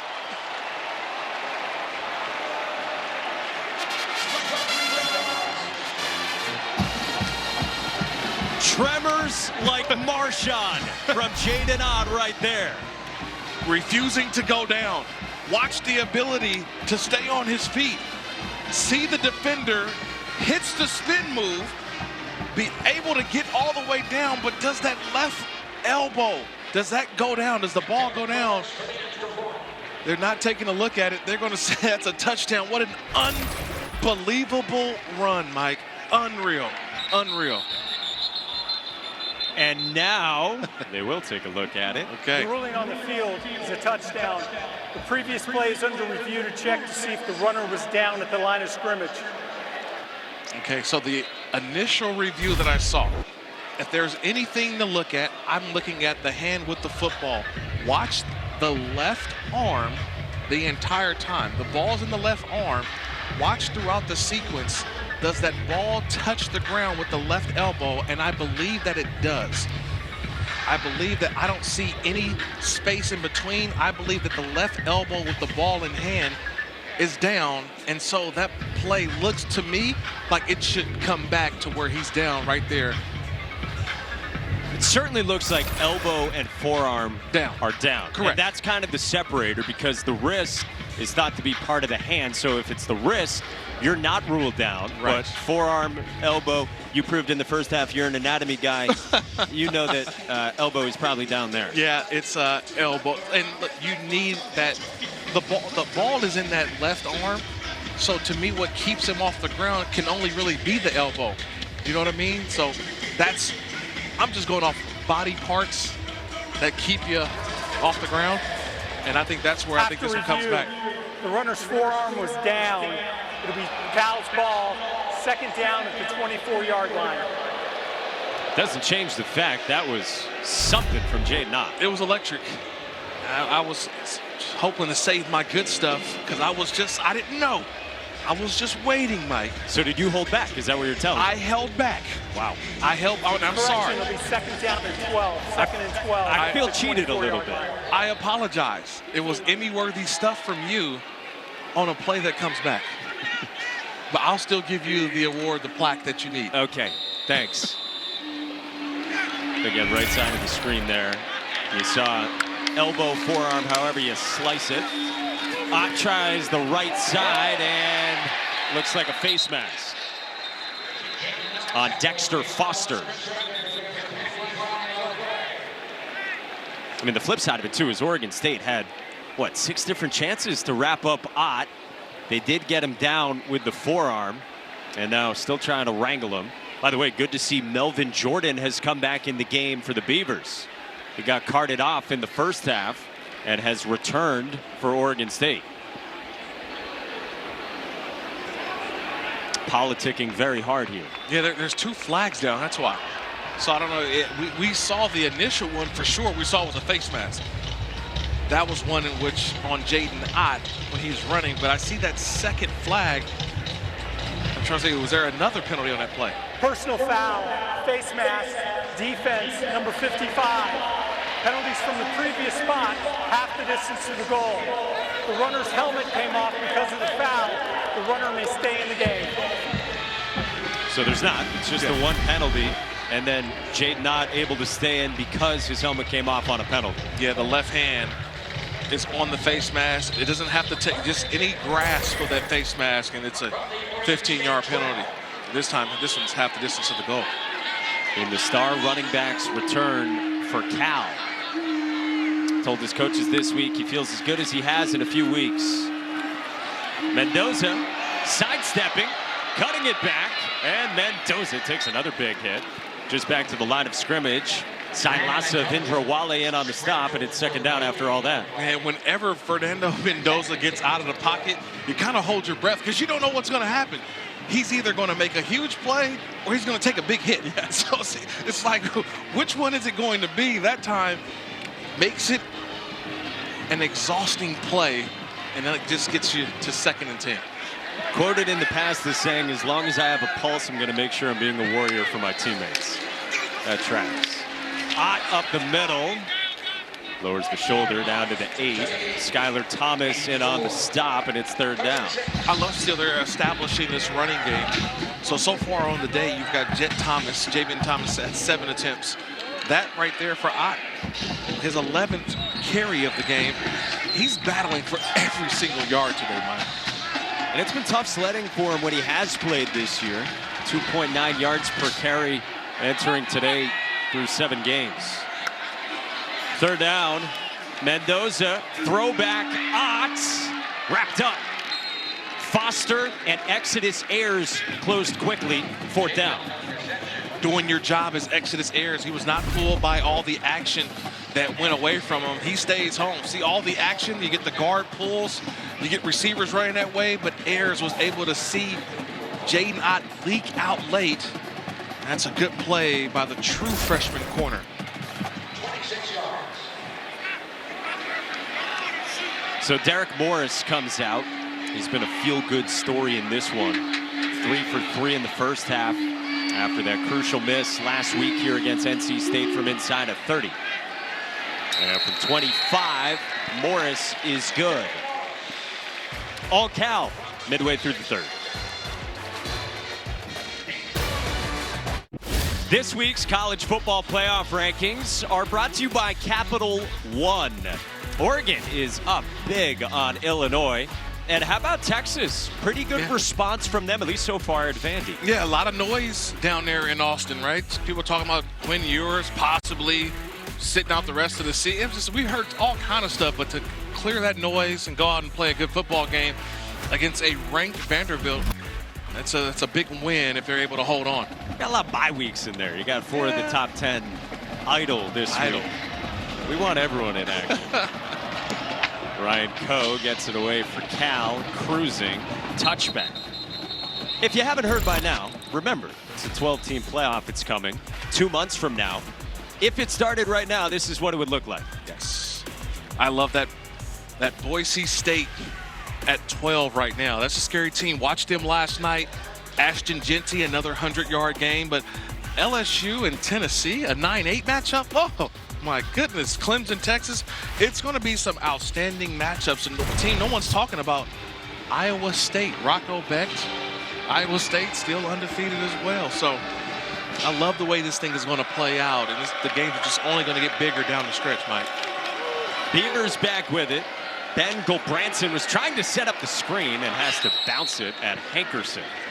Yeah, you saw Indiana lurking as well without Curtis Rourke. They took care of business today. We'll see when they do get back Rourke after he reportedly had surgery. And Notre Dame, who was on ABC earlier today, they blasted Navy in East Rutherford. That's a big win for Notre Dame and a convincing win. They scored 51 points against a ranked opponent. That all comes into play. And we're what, about 10 days away from the first college football playoff ranking reveal? I can't wait. The first Tuesday after Halloween. It's almost here, Mike. It is. Blake Clark winding down. Go Branson. Play fake. Bryce Caulfield, one of his tight ends, gets upended by Cam Sidney and Teddy Buchanan after 6. Around the country today. Boy, it was a shootout to start that game between Notre Dame and Navy. Ole Miss against Oklahoma, who's still looking for answers. And Indiana, 13th in the country, like we said. Yeah, Lee Corso Day. Yeah, over at Indiana. That was cool, man, to watch game day and see Lee Corso in the old Indiana pullover. All right, 3rd down and 4 for the Beavers.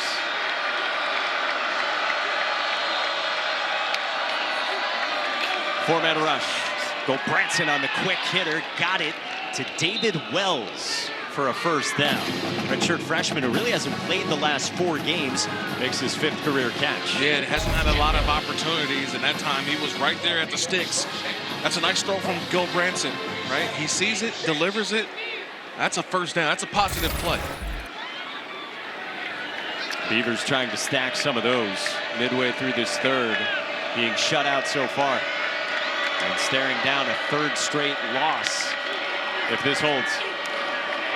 Go Branson, seen for a jumping Bryce Caulfield. Nicely done by the tight end, a former walk-on for 21. Yeah, that's a confident throw from a quarterback that just completed one for a first down.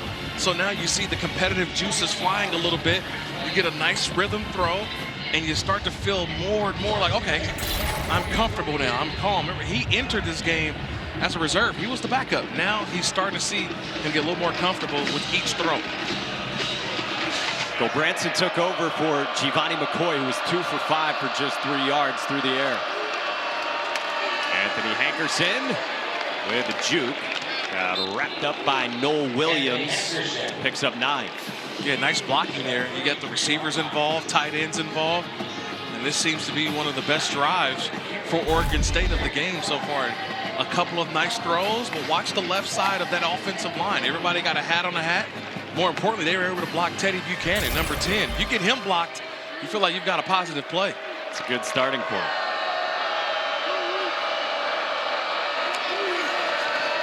Handoff for Hankerson. And everyone's got to figure out which way we're going, which hand we're handing it off with. I just laugh because you realize he probably called a play in the huddle. And he realized, like, wait. So he's trying to hand it off with the left and kind of goes with the, like, what, Michael Jordan, Bulls, 92 against the Lakers, goes left and then switches to the right to hand the ball off. It's the Euro step of handoff. Hey, he made it work. And he got a positive game. Hankerson trying to get his cleats situated as well. Beavers have picked up 3 third downs on this drive. I'll take a shot at the end zone here. Off the right side, they don't. Instead, Saladin Allah for 2. Yeah, nice job late by Cal. They show the cover 2 shell, meaning 2 safeties deep in that secondary. And as the ball is snapped, you get 1 safety creeping up toward the box. So that's the game that they're playing right now with Cole Branson.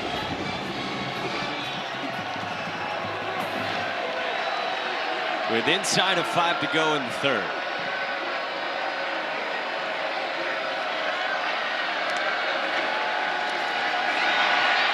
Pressure incomplete. Liam Johnson, the linebacker, came on the blitz, filling in today for the injured Cade Uluave. That was a double A-gap blitz. That time, the offensive line blocked Buchanan, but they let Johnson free. So one guy was going to get there. It was Johnson, and that's what made the pass look errant, because you got a quarterback that's trying to fill the rush. It's a little bit difficult. You got to have a plan in mind before the play starts. 3rd down and 8 for Ben Gulbranson and the Beavers. From the 29. Gulbranson down the middle, incomplete. And it's 4th down. See, he read the coverage. Jeremiah Noga didn't read the coverage. He didn't understand it. So they showed a cover 3 look. They went to cover 2, Mike. When you go to cover 2, the void in cover 2 is the middle of the field. Gulbranson knew that. He throws in that middle of the field, but Noga didn't see it, and that was a missed opportunity. Could have been a touchdown. Trent Bray will go for it again like he did earlier in this 3rd quarter.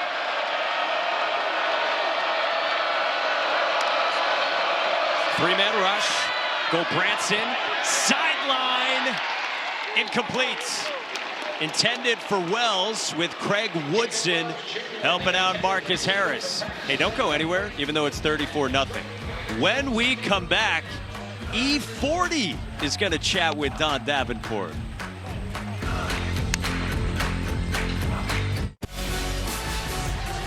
Welcome back to the Bay Area, and tell me when to go. I feel like I got to intro this entire interview with that, because here I am with E40, Ambassador of the Bay, the Cal honorary captain today as well, and the team even ran out to your song. So how cool is it to see your music kind of transcend different age groups? It never gets old. It's always an honor and a pleasure. I am very grateful, sincerely. I'm glad to be here. I'm glad to be here. It's the Bay Area, Cal, Berkeley. You understand me? The Bears, California Bears, not no squares. You know what I'm talking about? Yeah. We show up and show out, man, everywhere we go, man. You understand me? It's the yay area. Hipper than a hippopotamus, right? Hipper than a hippopotamus. Learn that for sure. No doubt. So you talk about the Yay area. So many athletes come out of here, talented musicians, entrepreneurs. I mean, you're a perfect example of all of that. What makes it so special here? I mean, we got our own thing. You know, nothing's never given to us. Oh, we doing our thing. Nothing's never given. We learned how to go get it. We learned how to, you understand me, get out there and get what we need. We ain't never sat on our hands. We always been hustlers. The grit don't quit. Like, one thing about us, we know that we are the underdogs, the Bay Area. And we learned how to become those guys, those women. Like, we got, it's in our heart. The hustle is in our heart from the start. And that's the thing. People don't understand, you know, they overlook us. They overlook us, you understand me? They stay overlooking us. If it was an airplane that said, what are the most popular places in California? They'd just, if they could, they'd roll right over the Bay Area. They just act like they forget about us, and we the trendsetters. I just wanted to say that. I love that. And advice to somebody who looks at you and says, okay, chef, you know, has a cookbook, has a winery, does music, I mean, everything, and wants to be you. What's your advice? Hey, look, live out your passion projects. Be sincere about everything that you put in your own ear. You understand what I'm talking about? And be confident, you know, and go for it. And spend a lot of time concentrating on your grind. That's the thing. Ain't no time off. Ain't no recess. You know what I'm talking about? Ain't no breaks. The grit don't quit. All right, so this Cal offense is threatening here. Do you have another a name, a phrase? Can you rhyme something? Can you give us something for this Cal offense right now? Oh, we right now we real beastie. You know, we in beast mode, like beast mode. Yeah, right now, yeah. Shout out to Marshawn Lynch, man. You know what I'm talking about? Yeah, my guy, yeah. That's what I'm talking about. Thank you, 40. Sincerely, love. Let's go. That is absolute gold. That was amazing. In every way. With Cal marching again, Isaiah Hunter couldn't break free. He's had a big part in this drive, while Earl, E40, was chatting with Don Davenport, who, by the way, Don, I was not familiar with your game. Yes, indeed. Was dropping bars to E40. I dropped the old school one for you. That was for Quirk. I know he knew the old school line there. Hipper than a hippopotamus. I love that one. Straight out of Sprinkle Me. Straight out of memory Sprinkle Me. serves. Absolutely. And this has been a beastie of a drive by Cal. One of those drives that we saw earlier in the game. And now right here in the third quarter is a drive that essentially can close the door on the Beavers before the fourth quarter even starts. Fernando Mendoza Directing, end zone incomplete. Well defended by Skylar Thomas, who hung with Josiah Martin, and it's third down. Nice job by Thomas. The reason why is that he doesn't understand what's going on behind him, so he's playing the hands of the wide receiver. Once that receiver puts the hands up, he's able to knock the play down. Knock the ball away. That's a good job of being in space and playing the receiver, not necessarily the ball. Thomas, one of the leaders on this defense, trying to get a stop for Oregon State in a one-sided game.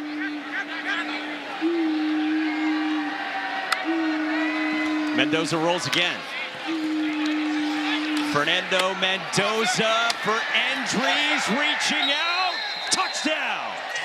And Jack Endries adds on for Cal.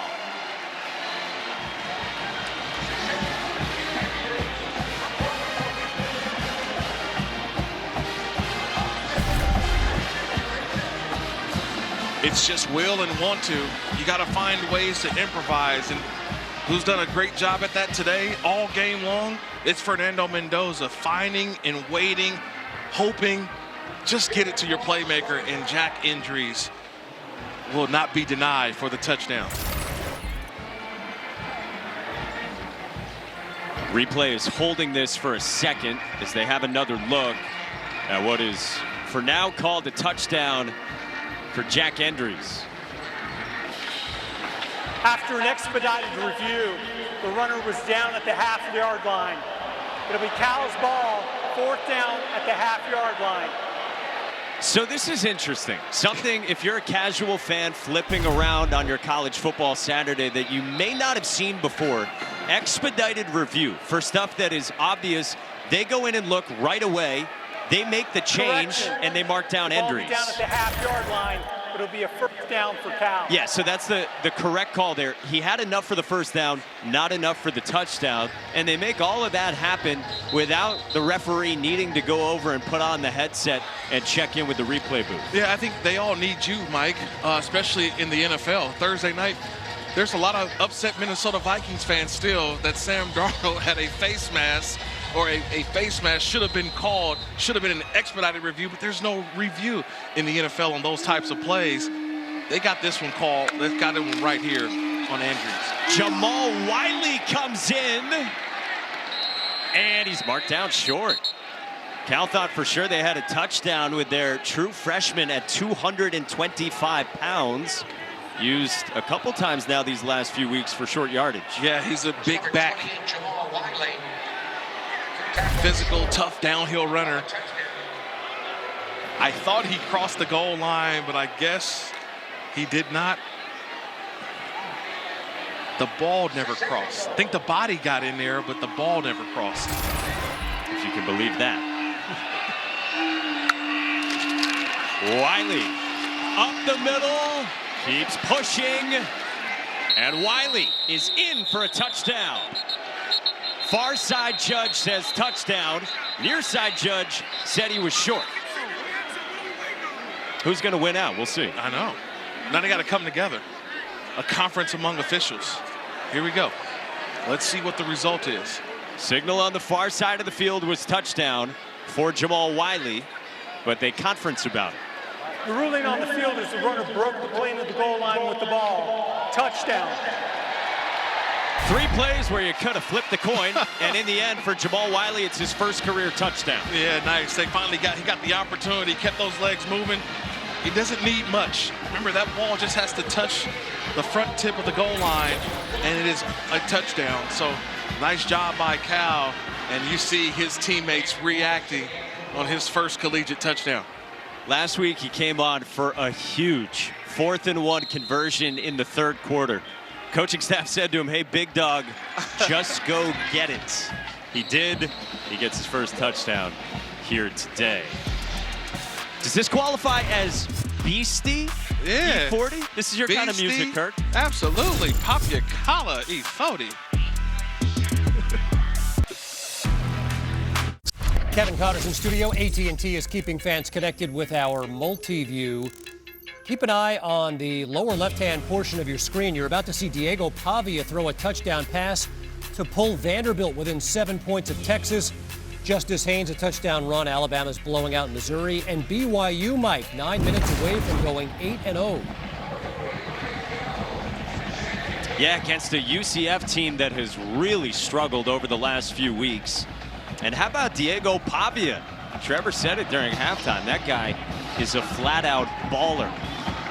Zach Card takes it from the 6 and lost the football.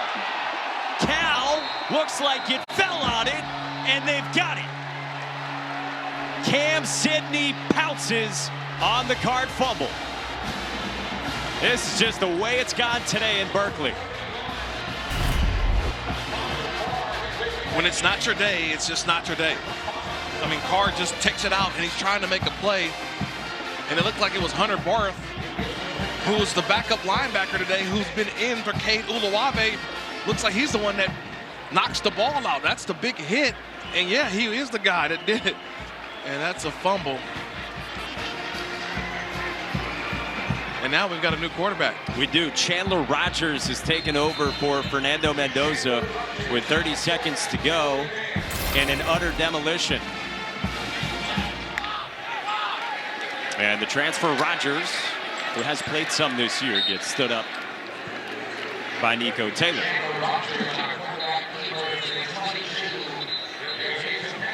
We do have a flag down near the 12. Rogers has been used sometimes as a change of pace quarterback. He's got 34 snaps this year coming in.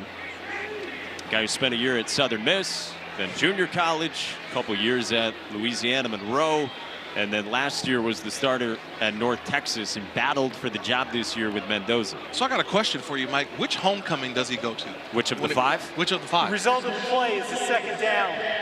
After the play, unsportsmanlike conduct, California, number 13. 15-yard penalty from the end of the play. It'll be second down. This is number 13's first unsportsmanlike conduct foul of the game. And Isaiah Hunter.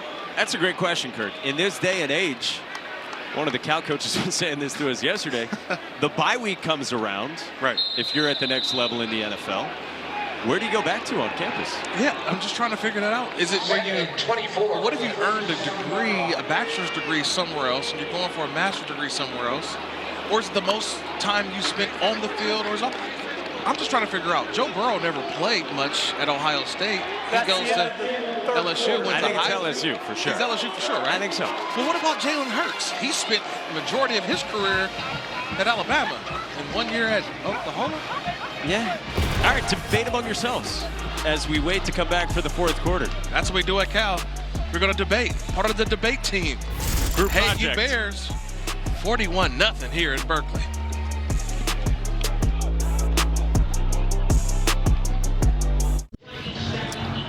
Coach Wilcox, what have you been most impressed with? Well, the defense getting off the field, you know, some key 4th down stops. We've scored points, but like I said before, we'd like to really focus on getting the ball in the end zone and not kicking so many field goals. Thank you, Coach. Thank you. Coach until the end, 41-0, and he's harping on red zone execution with his focus for the final 15 minutes. We start the 4th. Chandler Rogers takes off. Plenty of green grass for Rogers. Sliding down with a good gain of 17. Chandler Rogers is a really good quarterback at North Texas last season. Did a couple of games there, and I'm saying this is the guy who brought a team to a bowl game, Mike, and to see him come to Cal to be in a backup role, that's a very experienced backup behind Fernando Mendoza. And you see the ability that you talked about of why they want to get him some more opportunities with the ball in his hands. Operating the offense for Cal.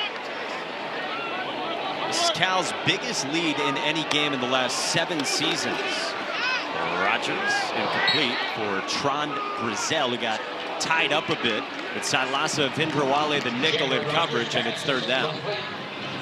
Should say it's 4th down.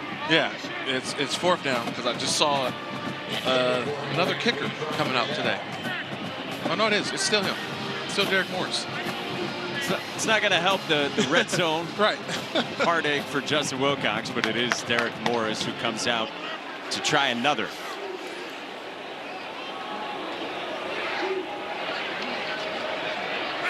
This time from 38 for Morris. And he stays perfect. Derek Morris is 5 for 5, and it's 44-0 Golden Bears.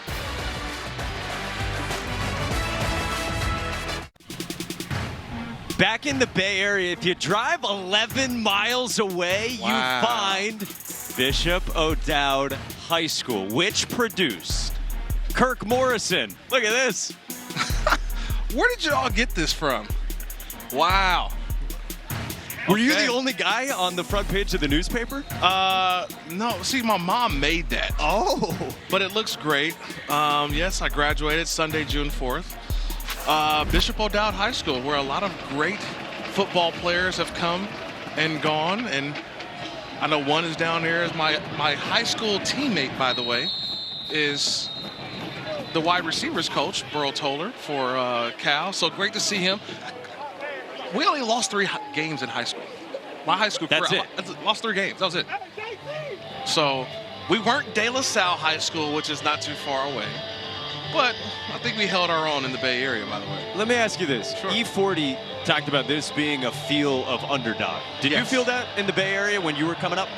Always. I think even when you think about West Coast football, California football, it's always been one thing that I can tell you, Mike, is you had NorCal versus SoCal. And you had it in sports, whether it's high school, whether it's the pros, college, always the underdog for the team up north. Trent Walker could not hang on. In all seriousness, Kirk, welcome home, buddy. It's good to experience this with you. Oh, appreciate it, Mike. It is fun. It's fun to be here. Fun to see a lot of people throughout the Bay Area, because this is where the roots of my football career started.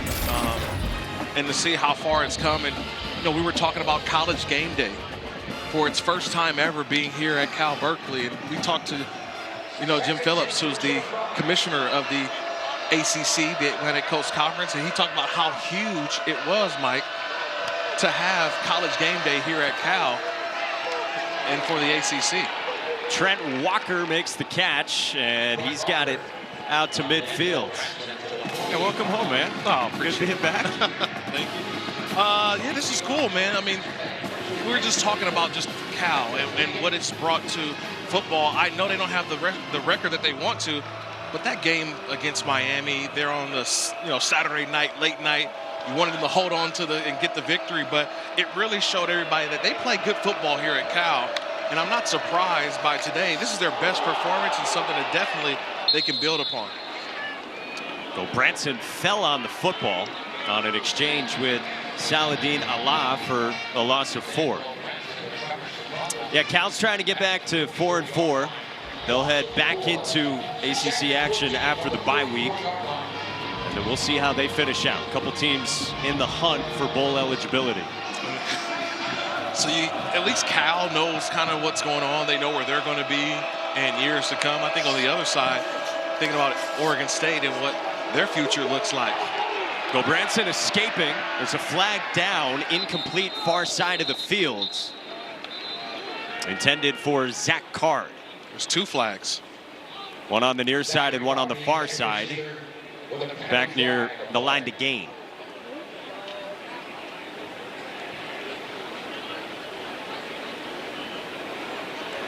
There are 2 fouls on the play, both against the defense. Holding defense number 3, that penalty is declined. Holding defense number 5, that 10-yard penalty from the previous spot, an automatic first down. So they enforced the one against Marcus Harris, not Noel Williams. Harris, who started his career on the other side at Oregon State as a preferred walk-on. Yeah, he wants to go out and make some plays versus his old team, but he kind of gets called for the holding. Noel Williams just looking for some action.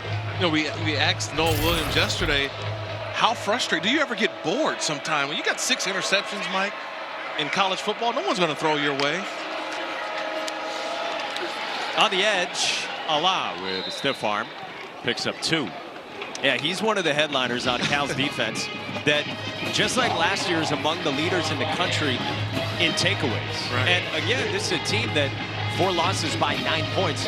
This season could feel very different, even if they had just made a few field goals. You know, I'm looking over at Pittsburgh, right, at Pitt. And that's a team that they lost to, and they had an opportunity to win that game with the late field goal that they didn't connect on. And look at where Pittsburgh is right now, 7-0. They're up top the ACC and screaming at the door of the college football playoff as well. Pressure comes. Gulbranson got it away across the middle to Jeremiah Noga for 4. 3rd down. Gulbranson's been hanging in there. He's done a good job in the time that he's got. You never know when your opportunity is going to come, and I don't know if he was ready to go, but you can see how much more comfortable he is now, Mike, in this second half. First half, things were happening extremely fast, and you can see the game is now slowing down for him a little bit, and he's starting to see guys get open. Miles Williams went off for Cal. There go Branson, the 5th-year senior who has seen a lot of change in the last year plus in Corvallis. A lot is stopped by Hunter Barth right around the line of scrimmage, and it's 4th down. You don't even look to the sideline. You just know that there's a play coming in because they're going to go for it for sure. And here comes Hankerson in at running back. And 4th down and 3 for the Beavers.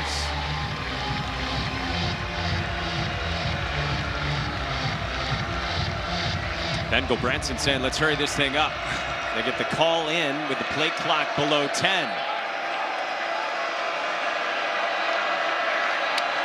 Just get the snap off. Gulbranson shook away. And Gulbranson upfield, he's got a 1st down.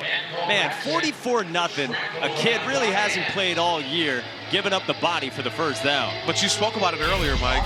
The dude loves football. He's here for a reason. And that type of play just shows you just the awareness, by the way, knowing where that 1st down marker is Gulbranson. He knows I got to get past the 40-yard line.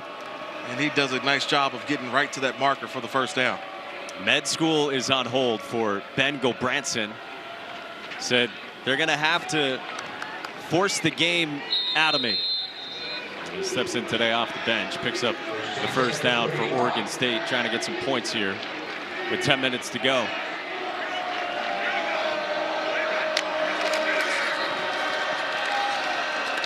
Hankerson, nothing doing. Well, so the world of realignment sometimes it's tough to follow. Last year in the Pac-12, a dozen teams in the Conference of Champions. 10 teams we know by now have left us with the 2-pack, Oregon State and Washington State. But the Pac-12, they've persisted. They've added. It'll be back to 8 teams starting in 26.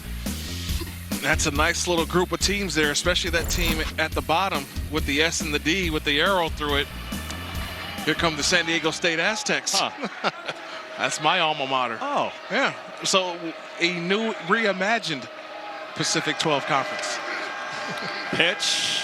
Hankerson run down by Teddy Buchanan. A linebacker making a play close to your heart. It's kind of hard not to miss that guy. He's got the hair coming out of the back. He's one of the Bash brothers. And watch how he seeks and goes and destroys. It's just, you don't want to get in the way of Teddy Buchanan. And that's an outstanding play in the backfield for a tackle for loss. He's definitely done a great job today. Without Cade Uluwave, he's definitely stepped his game up for sure. Transfer from FCS UC Davis. And this is a family affair for Teddy Buchanan as well. One of the top tacklers in the country. 3rd and long, Gulbranson downfield, tipped around and incomplete for Jermaine Terry. Teddy Buchanan in coverage. Look at Teddy. Yeah, you guys mentioned a family affair. Well, him and his brother Toby grew up going to Cal football game camps as a kid. When the opportunity to transfer came, he jumped at the chance to come on the same team as his little brother Toby for the first time ever. Toby, a freshman safety here at Cal. So there you go, Teddy, Cal's leading tackler. I'd say that's a win for both Cal and Teddy. What do you think? Yeah, I'll say. Yeah, that's a win for the parents too. You don't have to keep splitting up the mileage. Go to one spot, go see them all. 4th down and 11, Gulbranson rockets to Trent Walker. 1st down and a 4th down pickup of 17.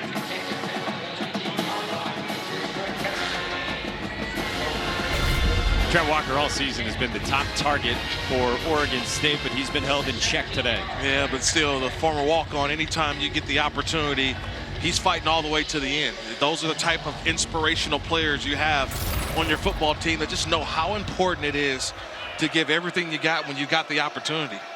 Got a hard-earned scholarship in the spring, and Trent Bray calls him self-made. 12th to play of the drive. We'll have to wait. Trent Bray takes the time out with the play clock winding down. Excuse me, Oregon State. Their first of the half. This will be a 10. That is met by some booze here at Berkeley. Yeah, that kind of day.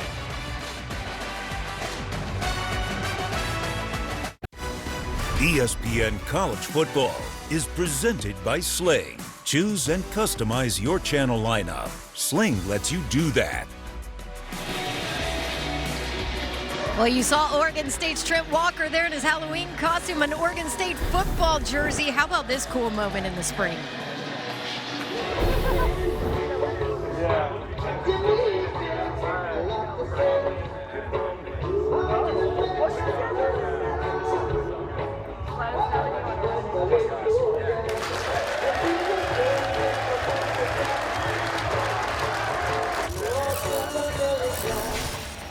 Yep, the former walk-on living his dream. All he wanted to do was play football for Oregon State. Guys, he walked on, worked 2 jobs for the last 2 years to make it work. Ref for a youth sports league, also the kitchen fryer guy for a burger place downtown. He told me there were days he would get off work in the kitchen close to midnight and be up at 5 a.m. ready to go for football. How about that? He did say he was awarded that scholarship. His second phone call was to both of those jobs to go ahead and put in his notice. Oh, that's amazing. Any walk-on turned scholarship athlete story is a great one, but especially when a guy's working 2 jobs and hardly getting any sleep because of them. No, and I've been around those guys. I know how important it is, but it's also the respect you get from your teammates as well, because we see how hard you work, but then that's just a great honor as well. Branson finds, guess who? Trent Walker. He's turned himself into wide receiver number 1 for Oregon State, and he's got enough for a first down. Yeah, before the game, I was able to talk to his wide receiver coach, Kafinse Henson, and he told me, like, look, this guy can play. Trent Walker, he's a dude, and I love coaching him. And you can see why. He is one of the hard-working wide receivers. He does the dirty work as well, Mike. You see him in the run game. You see him run great routes. He's a guy that you can trust, and especially when the quarterback situation is the way that we've seen today. Started with Giovanni McCoy. Branson comes in. We've seen Jabari Johnson. But Walker has been consistent. They're going to reverse it to him. He throws it, and Branson might have just known the big hit was coming with nowhere to go, and he wanted no part of Marcus Harris. He wanted no piece of that. He swatted that ball down.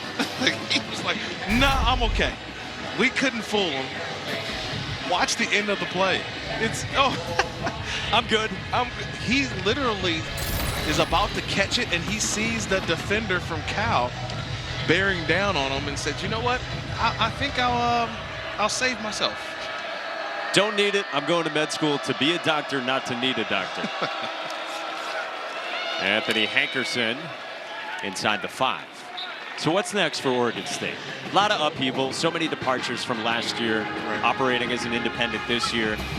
Quarterback, I mean, do you go back to Giovanni McCoy after the bye week? Well, you've got time to think about it. Yeah. So I think it's an open competition now for your final 4 games. You still need 2 games to win for bowl eligibility, and they've still got some bowl that they're tied to, even though they're not in that conference. So there's an opportunity for them to get to one of those higher bowl games, but they got to win out. Hankerson stopped at the 2. 4th down and goal. Yeah, they still have bowl aspirations, of course. They'll fall to 4-4. Bye week, then they get San Jose State and Corvallis at Air Force after that. And they can play spoilers in the college football playoff with that last game of the season against Boise State, who looks to be right now as a group of 5 possible champion getting into the college football playoff. Oregon State could be spoiler for them. Well, right now they've got 4th and goal, and they haven't been shut out since 2015. Go Branson, one-on-one. Walker the touchdown. And Oregon State will not be shut out today in Berkeley. And watch this route, Mike. It's one-on-one. Trent Walker on Cal's best corner, Noel Williams. Noel Williams has 6 interceptions on the season, but look at this route. He sails the inside, creates the separation, and a perfectly thrown ball by Go Branson, and that's a touchdown for Trent Walker. That's something you can hang your hat on right there. Nice moment, too, for Ben Gulbranson, who hadn't thrown a pass this year, but has started before. And in the final 5 minutes, he links up with fellow vet Trent Walker, and the Beavers will not be shut out today.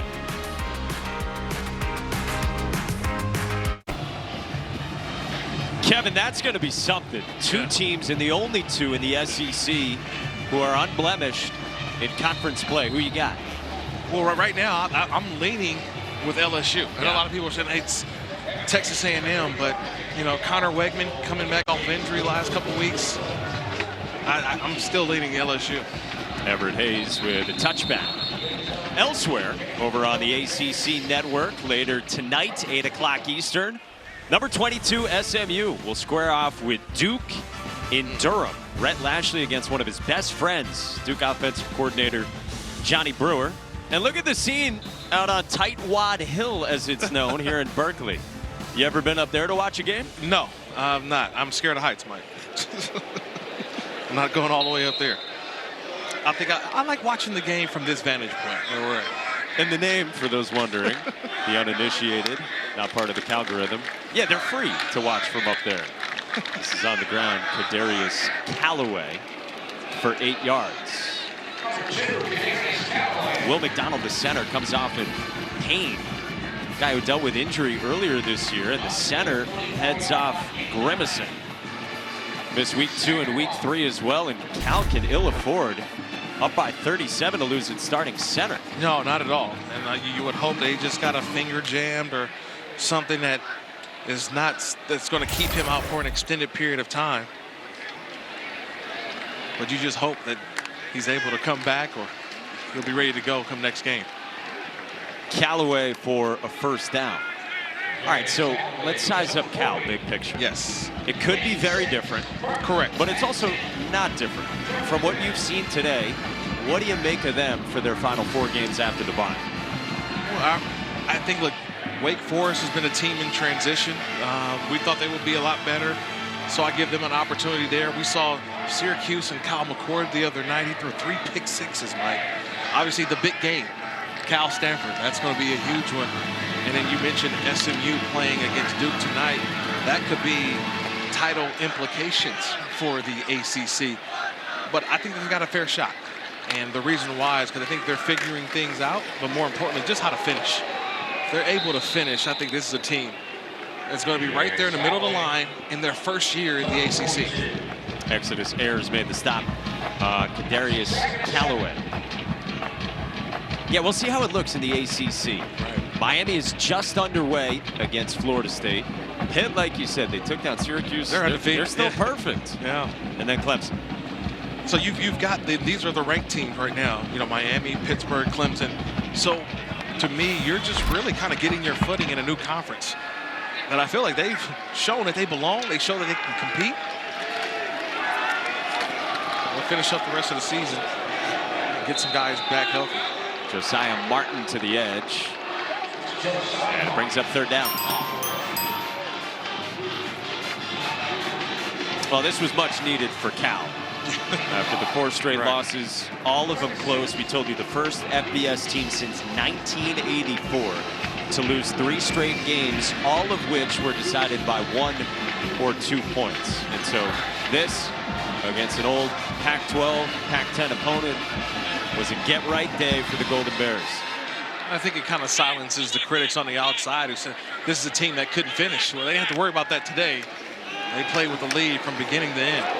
Chandler Rogers wrapped up by Jaheim Patterson getting a chance today. We hit the 2-minute timeout in Berkeley. We've got a flag down right before it. They stop it with 2:01. Might be a personal foul of some kind. Yeah, a little chippiness there at the end. The result of the play is a first down. After the play, unsportsmanlike conduct, offense number 88. It's a 15-yard penalty. It'll be 1st and 10. That's number 88's first unsportsmanlike conduct foul of the game. J.T. Byrne gets whistled for that one. And now we hit the 2-minute timeout. That's a 2-minute Winding timeout. things down in Berkeley. Cal leads 44-7 on Oregon State.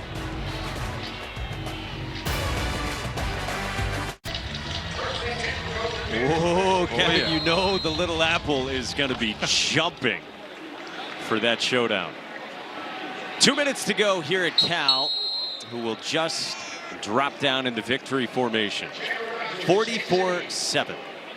Hey, the next stop on the F1 schedule is the Mexico City Grand Prix. Tomorrow afternoon, 4 Eastern on ABC. Pre-race coverage starts at 2:30 Eastern. More coverage on ESPN Plus in English and Spanish. And ESPN Deportes coverage starts at 3:30 Eastern. After Ferrari took a 1-2 lead in the U.S. Grand Prix, and Max Verstappen extended his lead in the Drivers' Championship. It's great research there, Mike. Yeah, big fan of the program. Sounds like you got a lot to offer on F1. I do. Yeah. They're coming to Vegas soon, like next month. So it's a big month for Las Vegas as Formula One returns to Las Vegas for its second time in a couple of years. So, yeah, fun times in Las Vegas. If you don't like traffic, commute. Yeah. Commute. Yep, there you go. Well, we hit the final minute here at Memorial Stadium in Cal in a demolition really from the start today. We'll get to 4-4. They'll hit their bye, and then it's Wake Forest after that. Again, you can watch out ACC Network. They finish with Syracuse, Stanford, and SMU. And still to come, Kansas State, and a big one over on ABC as well with LSU and Texas A&M. But today, Fernando Mendoza, 27 of 36 for 364 and a couple of touchdowns. Jaden Ott returned, and Justin Wilcox's team snaps a 4-game losing streak. Old friend Andy Alfieri, who transferred from Cal to Oregon State. Fernando Mendoza told us yesterday it's one of his good friends. They catch up after the game as well, with Alfieri playing both ways this year for the Beavers. Fernando Mendoza will get the Don treatment post-game as we say so long from Berkeley. Cal complete today, 44-7 the final. Kansas State coming up.